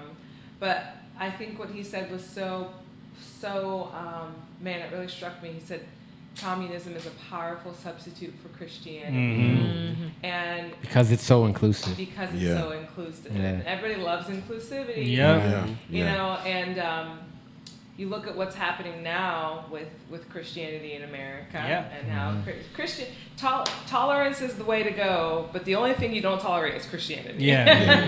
So the greatest evil in the U.S. now is Christianity, right? And you realize like this thing has kind of been created to compete against the authentic thing. You can only have true oneness in Christ, in God, through Christ. And so, of course, these two things, one's going to try to replace the other. And now it's like, can we even be surprised that Christianity is the one thing we are trying to completely eradicate from not even the other religions. Other religions are fine. I mean, Muslim extremism is fine. Right. Totally cool. Even the abortion argument, all you hear everyone yelling at, I'm tired of these Christians. Muslims are totally against abortion. It's banned. Muslim nation. Just try to say the word abortion. Right. You know? If you do it in the wrong street in Minneapolis, you might end up missing too. You know what I mean? But the connection, I think that you like, where's the connection to where that comes from? I think it's the perversion of freedom. You know what I mean? Yeah. I think that's what it is, because I think people are perverting what that means. And that's why, again, it's about the church, because the church defines freedom through being set free, right? And we're continually learning how to be set free. When we give up and we tolerate things, we're moving into bondage. You know what I mean? We're falling back into the bondage, because either we're going to rule or we're going to be ruled over. And that's not a physical thing, but it can become that. You know what I mean? And what he said there too, that I picked up on, was this. I think it's a lot of times people are just tired, man. Yeah. They just give up. Tired of being lied to. So think about it, right? Look at the lockdown, right? After a while, people are just like, what do we got to do? Yeah. People were saying, just get vaccinated already. Would you? Right. So because they know that, look, if pressure busts pipes, so what they'll do is, if they can pressure you into policing him and him into policing you'll have a whole community. So it's not that people yes, is there a subsect that would completely accept communism? Yes. But a lot of people are just like, fine, whatever. Can we just move on with life? Right. Like I was having this discussion. I was telling Jamie with two of my friends today, and they're gun people, and they were like, "Yeah, man, get your stuff and get ready. You never know." And I was like, "Yeah," says the two guys without children. I have a baby and a little girl. So what am I gonna strap an AK to them? All right, guys, remember? We're fighting a war here, guys. So not everybody's on the same thing. So I'm like, I think a lot of people will just give in. Not saying it's right, but I can understand, Yeah, definitely I understand. I mean, look at what he's saying. Like, after World War II, people's out of it. They're in a exhausted state. And that's when they can come in and just like, look, we give you this. Which is why Manly P. Hall's plan, reaction, solution. You plan it out, you let them react, and you give them the solution. You know what I mean? Yeah. But honestly, I do think that our politicians have kind of talked up the communism game more. The language that whenever Biden gives a speech, like, we are in this together. Together we can, and everything about like. Build love back and better, and like all language. the language. It's communism language, Yeah. whether it's policy or not. Right, and that's what the women from North Korea and China are saying. Like the language reminds them of the color revolution in China and like this dictatorship in North Korea. Like I want to say something about myself. Right, there's something that I'm fighting with in myself, which I realize is part of society at large. I wanted to grow this winter. I was like, I'm gonna grow my own vegetables in the backyard. I'm gonna do this. I'm gonna do that. I'm gonna do a garden bed. And then spring came. I didn't get to it. And then I'm too busy. I'm busy. I got kitchen remodel going on. I got this. I got that. And I think what a lot of us are struggling with, I'm using myself as an example, is this: because we're not making time. We just give in. I'll just go buy it. It's gonna die anyway, and the groundhogs come, and the bugs, and you make excuses for yourself. Make excuses for yourself, and that's what's happening. We're not doing our due diligence on educating ourselves. How does this system work? What's happening? So. They're right there to give you all the commercials that say you do it. You don't want to do this. Doesn't this look so hard? Let us do it for you. I always tell them about my two meetings. Someone, an older man, he's 81. He said, "James, I'm gonna tell you something, man. I've been around a long time. I've witnessed a couple of wars." He said, none of this is new. He's like, "I've been hearing this for." He's like, it's just a different man. He's a derogatory word. He's like, it's just a different so and so. Yeah. He's like, it happens all the time. And he said, have you ever gone? He's like, are you getting excited every 4 years, or have you gone to any of these municipal meetings? He's like, you should get involved. If you want to learn what's happening locally, you should do that. I'm 41 years. I've never gone to any of those things. And I was telling them, I've mentioned a couple of times, I've gone to local township board meetings. Now, they are boring, I'm not going to lie, because it's all jargon. It's section 1589. But there's a paper out there that says what's going on. Now, if you really are intuitive, you can go and see who's getting contracts. Yeah. So you can see who's brother, and you could find out, because there's all the names right there. So I can find out if Jamie's the mayor and Jake has the landscaping contract, Simone has the oiling contract. You could figure that out, but nobody does it. When I went in that room, it was me and a couple old vets, and because I'm there, they're thinking I'm a vet too, because So hey, wait, no, I'm just a contractor. But what are you doing? They're here? so surprised to see me. Yeah. That they're like, who are you? Like, Did you have your cowboy hat on? No, I didn't. You leave that cowboy hat on. So being there, I realized we do not participate. We get excited every 4 years. Yeah. But if you go on that board, and I didn't look through intently, but I'm thinking, you're going to see everybody you're going to see where things go, what's happening. You just got to look it up. The code is there, so you just got to look that up. You know what I mean? And you can easily find out who's getting what, who's doing what. Right. But no one cares. But I think that's by design also. Like, think about it's boring. No, but even like we talk about the indoctrination when we're kids. What's the thing you remember every 4 years? Rock the vote. You got to get out there. Right. They push that to us all the time. Right. We never were told to get out there and it's just every 4 years Puffy come on screen and tell you got to. They don't really want you to have any power. They want you to think you do. Right, because they know that the most irrelevant election is the presidency. Sure.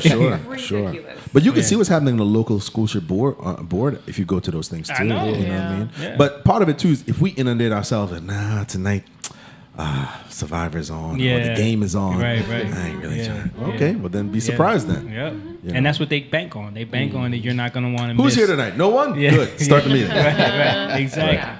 Because when all these parents started showing up to them school board meetings, they sent the FBI in for it. Yeah, that's true. That's true because it was pushed back. And by the way, that's another one too. Yeah.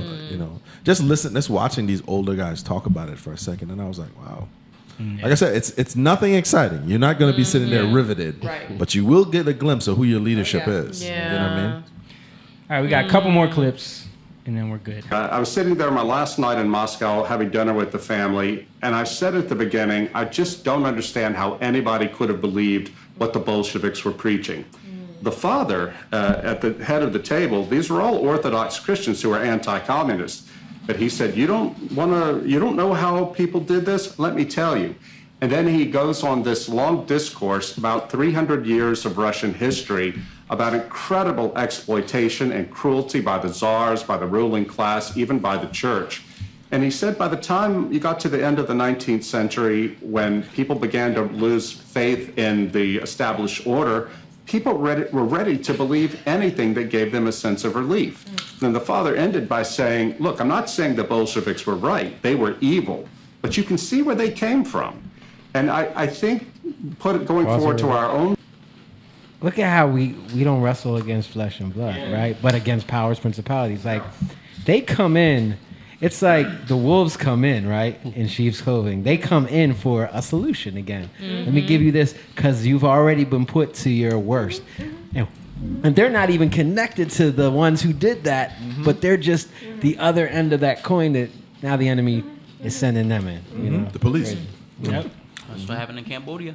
That's true. Time.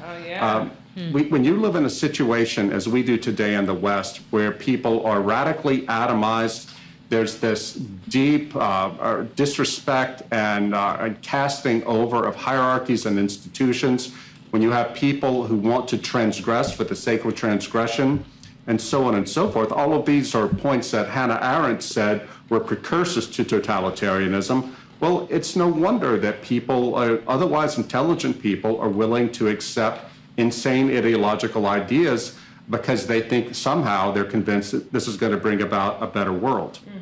Well, it's also the case, I think, that we all bear the burden of in some sense, original sin in relationship to the atrocities of the past. And the left has been very good at weaponizing this. And so when we're accused in our Western privilege of unjustly benefiting from the conditions of our birth, there's some truth in that, and there's some truth in the claim that those unjust conditions were purchased to some not small degree at the cost of the blood of others.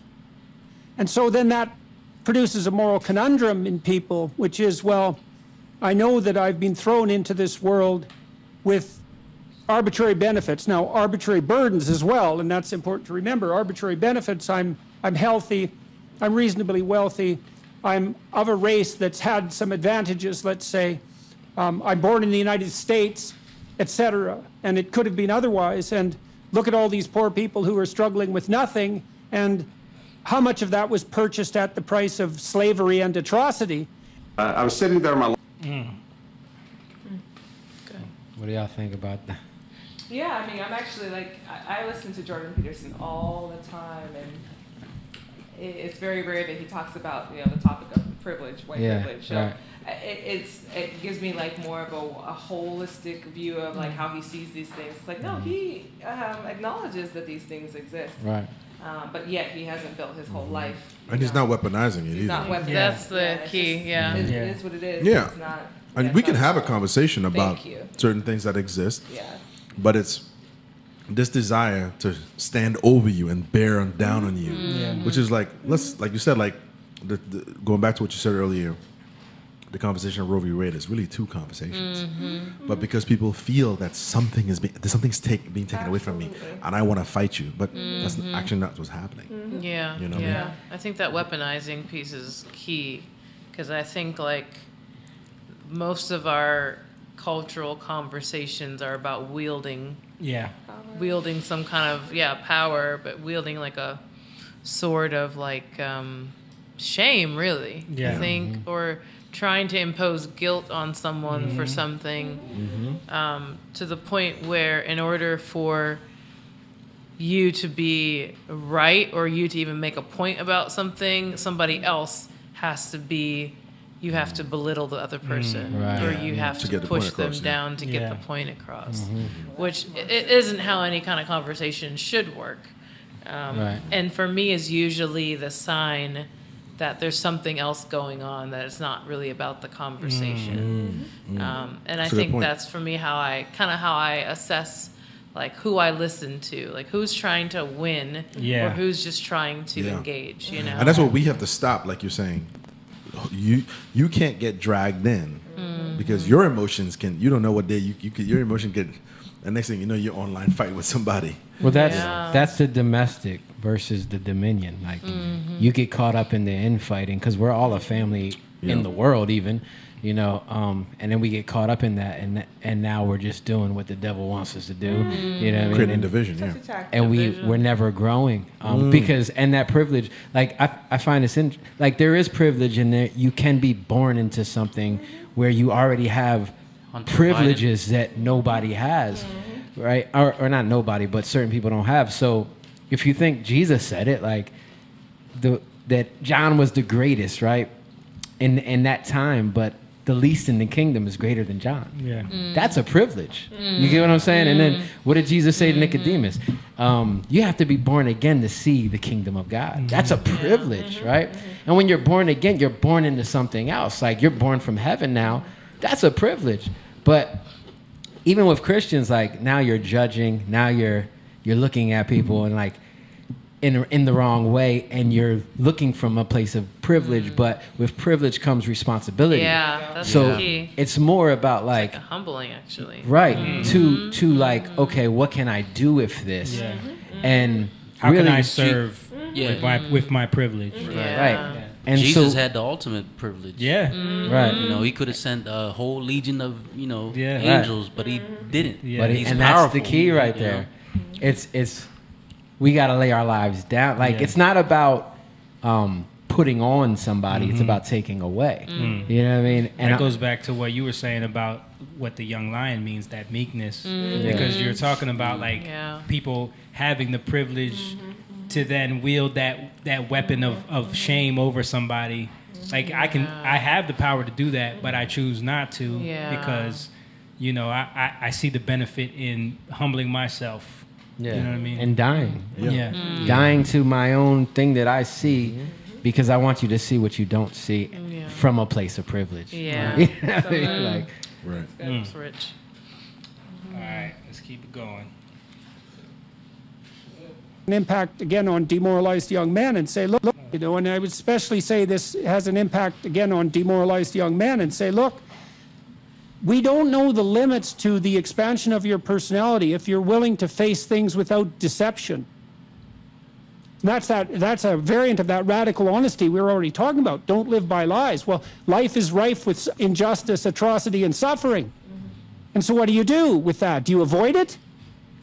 There's good physiological evidence, by the way, that this is so good. if you take two groups of people and you subject one group to a stressor involuntarily, and you get the other group to take on the stressor voluntarily, that the pattern of psychophysiological response is entirely different.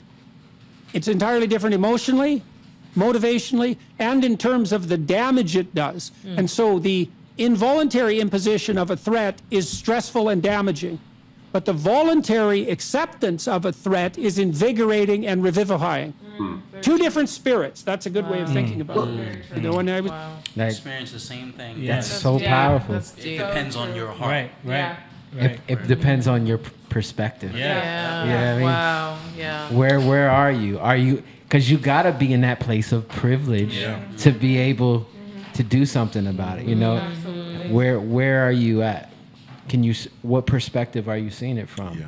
You know, and who's setting that perspective for you? Yeah. Who's laying that? Yeah. Count it all joy when you go through various trials. Yeah. That your faith produces patience. Like, it's powerful, man. Like, we see it differently. It gives us the strength to endure what others can't. If something's thrown on me, and I don't know how to take, that's trauma. We talked about this before. You know, it's like a kid being abused. Like, sex is important. Sex is something that is important in life. But if you do it in the wrong way, at the wrong time, you're going to cause trauma in somebody's life. They have to be ready to deal with that, right? It's crazy. Yeah, that's so good. Also, I just want to add, one thing I like about him too, aside from he speaks very eloquently, but he always dresses professional. Yeah. You know? I like, because I think like I was just talking, because I appreciate that, right? I think there's something about the era. I just listened to Frank Zappa. Yeah. And he was talking about the era of the couch potato. He was like, men are not men anymore. Al Bundy. They're fat slobs. They don't care. There's dip stain on their shirt. Yeah, right. And it's just, I'm not saying that his attire is everything, but I just like to see, you know. I mean, I will make a comment about how the Daily Wire really upped his production value. Like, man. Some of these clips are just right. Crispy, cute. Right. And then like the moving camera. Black and white. Right. This doesn't look like a phone camera. Dude, he was just doing like all his videos were just him and his like FaceTime video. It's awesome. Yeah, that's crazy. All right, we got one more video and then we're good. You're talking about young men and suffering. We have seen in the Orthodox Church and are seeing an increasing influx of young men into Orthodoxy. And what we find that they say is that this is a form of Christianity that challenges them as men because it gives them a fight. That Orthodoxy is about asceticism. It's about fasting in season. It's about overcoming the self. The great saints are those who have overcome themselves and maybe even given their lives for the truth. But I find that to be so much more exciting and challenging for me rather than the insipid social justice warrior forms of Christianity. Yeah, well, it's clearly the case that the churches, the modern churches, and this is probably most true of Protestantism, and perhaps least true of the Orthodox at the present time, is that churches are asking far too little, not far too much. The church should ask of you everything. And to make it easy to be a believer is completely counterproductive. It's the most difficult thing to manifest, and to be a believer, I mean to manifest the faith necessary to confront the iniquities of existence. Because faith doesn't mean the willingness to abide by doctrines that you regard as untrue, as we've described today. It means instead to risk yourself on the off chance that if you confronted life honestly, you could thereby transcend the suffering that's intrinsic in life. And that's faith, right? Because you can't do this. Kierkegaard pointed this out quite clearly, which is why he believed redemption was an individual enterprise, is that you cannot be supplied with enough evidence to convince you that forthright contact with reality is the best path. You have to stake your life on finding out whether or not that's true. There's no way out of that. Now, people can guide by imitation, right, and by example. That's what the saints do, let's say. Well, that's what Christ did. You were talking about young. So rich, so rich. I mean, Thoughts? Is there anything to? I mean, the thing that I think is most impactful, that word again, about what Jordan Peterson does is that he comes at everything from the angle of a clinical psychologist. So he's able to connect those dots in a different way than just hearing a pastor up there. And he thinks things through. He's thought these things through on levels that most people don't.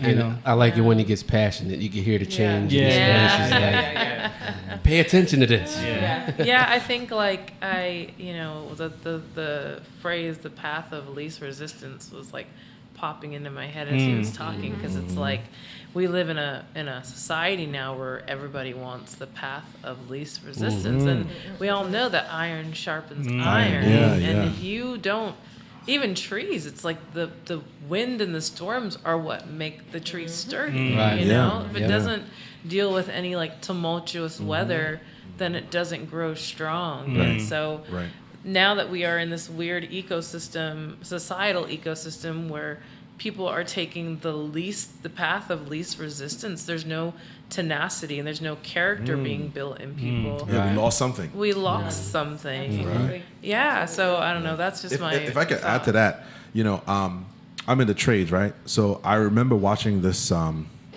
this congressional interaction between Mike Rowe. You guys familiar with Mike Rowe? Dirty Jobs? Oh, yeah. So Dirty Jobs. He did this thing about the trades and the lack of trades. Oh, and he talked about how that there was a political effort by the leaders at that time to promote college, right? Which is a good thing. Yeah. But what they did was they actively got together and began a campaign. And this campaign was littered with literature and rhetoric, and it was a picture basically. Now, the picture was of a man in a suit, and he's grinning, he's smiling, he's having a good time. The next picture is of a dirty mechanic, and his hands are dirty. And they didn't show their faces. Well, they showed the one guy's face, but the caption said, work harder, or work smarter, not harder.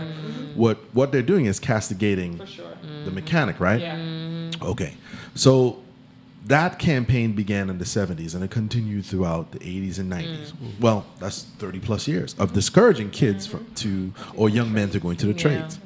Now we're at a stage where it's been a long time. And we don't have anybody in the trades. Most of the guys that are in the trades are in their 50s and 60s, and or illegal immigrants that have no choice but to turn to that. Absolutely. So they're risking their lives for roofing jobs. They fall off because they have insurance. All this. There's a bunch of residual things that happen. But we've discouraged these young men from finding that valuable, right? It's not. You don't want to do this. So the language that you were talking about is work smarter and harder. Made it felt like if you did this, you were foolish and you're not smart. Right. So we created a vacuum, and all these people left it. Right. So this is the thing. It's about when we start to sit down and understand the team, the ideology, the politicizing of certain things, we win because we're so tied into that. This is my team. I want to win. That we don't see what they're doing. You know what I mean? And there's literally a shortage now. There's no one. You know what I mean? So true. There's no one to do anything.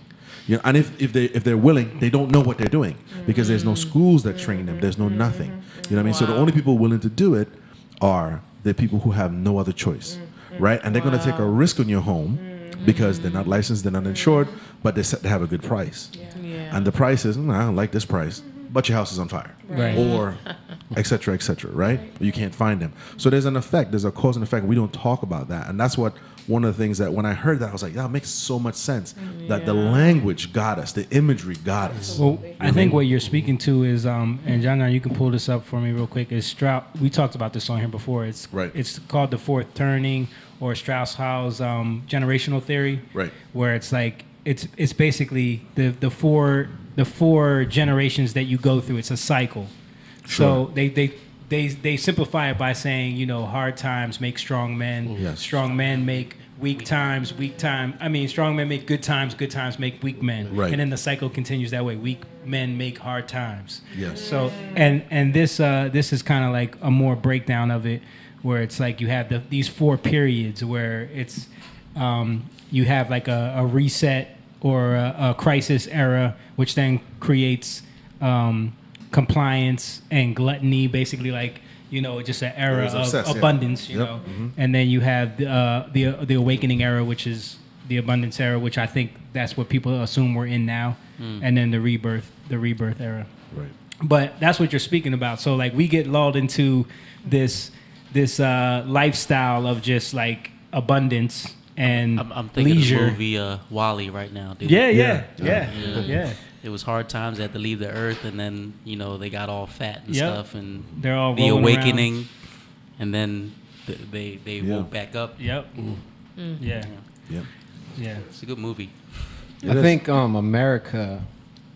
One of the things that I've seen, America is a place of sharpening of swords. Yeah. I think that's their destiny, like ideas being hashed out, because of free speech. That's one of the big, and if that gets taken, and that's what's happening, like the more, that's why communist countries are not that creative. Yeah. Right?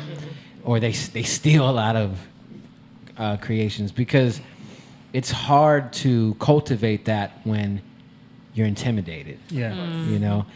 So we're getting away from that, but can we hold on to that? And I think that's key. And I think what Jordan was talking about in that clip is the fact that the church has not taken up its mantle. Exactly. And they've made it easy to be a Christian, made it easy to be a believer. Yeah, they blended right into culture. Exactly. And so it makes for weak Christians. Yeah. And I mean, if you take that principle to really anything in life, like nothing that's worth anything should be easy. Yeah. In my personal opinion. Absolutely. Yeah. Absolutely. And that doesn't mean you have to like go out and, there was something that Jamie used to hold to. Remember the Nas? Oh yeah. Sleep is the cousin of death. Yeah. I was when I was younger. Is that the line you're talking about? Yeah. I never sleep because I sleep don't is sleep. the cousin of death. Oh, yeah. So it was like this idea that you always got to be working. You always got to be on top of everything, or else if you're sleeping, you're wasting time. You're dying basically. Right. And I think as Christians, that's not the point. Yeah. I think we actually have an ease. We shouldn't be working grace. hard. Yeah. But hard times will come. Yeah. And that's different. Yeah, don't be afraid of it. Right. Because you already know they're going to come, but God's going to give you the grace and the strength to work through it. So it's not actually that hard. That's where the creative and innovative ideas come from. Yeah. All right, guys. All right. You guys ready to wrap it up? Yeah. I'm tired. I think it was good. I'm tired. Yeah, I know. We're all getting tired over here. Yeah. Hey, listen, guys. Thank you two for coming. First of all, Yeah. It's a pleasure to have you guys back. Likewise. I love having this many people in here, even though it's kind of crazy, Kinda crazy, a lot but- going on. But it just shows, this is a community. You know what I mean? We're building on this thing. We're growing this thing. And, the Young Lion Pride it's a growing community. So we appreciate you guys. Lena said, "Love you guys. Got to head to bed. Much to do tomorrow. Good night." Well, thank you for tuning in the whole time. We appreciate you guys, and we appreciate each and every one of you. You have Don't forget. I'm sorry to cut you Go off. ahead. You have a show Thursday, right? Oh, yeah. Tell them about that. Yeah, speak on all your stuff, guys. Yeah, so we'll be at Sister Cities Park this Thursday. It's a park in Center City, Philadelphia. Just like an outdoor, family-friendly kind of summer concert series thing. I will be there. And you're So going we're there to looking take forward pictures, to right? that. Some pictures. That's right. I forgot. Yeah. So you can find me at joyike.com. And then I also started an apparel line called Wearing Love. That's off of Colossians 3:14. And it's really about wearing our love, not technically our clothes, although it's represented in what we're wearing, but wearing our love in the same way that we wear our pride and our political affiliations and all the things that we carry with us when we walk out of the door each day. Wow. So it's really just about walking in love. So if you go to joyike.com, the link is on the homepage. Right. Awesome. Nice. Powerful. You guys have such nice speaking voices too. Very radio-esque. I always wanted to be a radio host. You guys are naturals. Well, you got to come back, of course. Yes. You know, always. And we will be doing a show together once again, August 27th. We will be at the Gathering Place Get with your you tickets. two. Make sure you guys get your tickets early, and it's going to be a great night. Yeah. Other than that, hey, you guys are awesome. Courtney said thanks, everyone. Good night and all that stuff. Don't forget, guys, we have a Patreon. If you want to really support what we're doing, if you think conversations like this are important, that things like this need to happen more, you can support it. You can become a member. You can go to our Patreon. You can sign up for one of the tiers, and you're supporting what we're doing. You help us, fund all this equipment and upgrade things as we go. We just got a new computer that we're going to be working into the mix. So we appreciate you guys, all of the Patreon members who have been supporting since day one. Also, you can hit us up on Cash App if you just want to throw a donation to what we've been doing. Putting in these hours, doing the research, doing a lot of things to get this thing to you guys every week. But we do appreciate you guys. If you just want to hit that share button, hit the like button, subscribe on YouTube, subscribe on Rumble. And anybody else want to say anything before we leave? Oh, we're good. I appreciate the conversation. Yeah, that was definitely beautiful. Thanks, guys. All right, man. We love you guys. See you guys next time. We out. Peace. Young lion, go live, yeah. Young lion, you rich.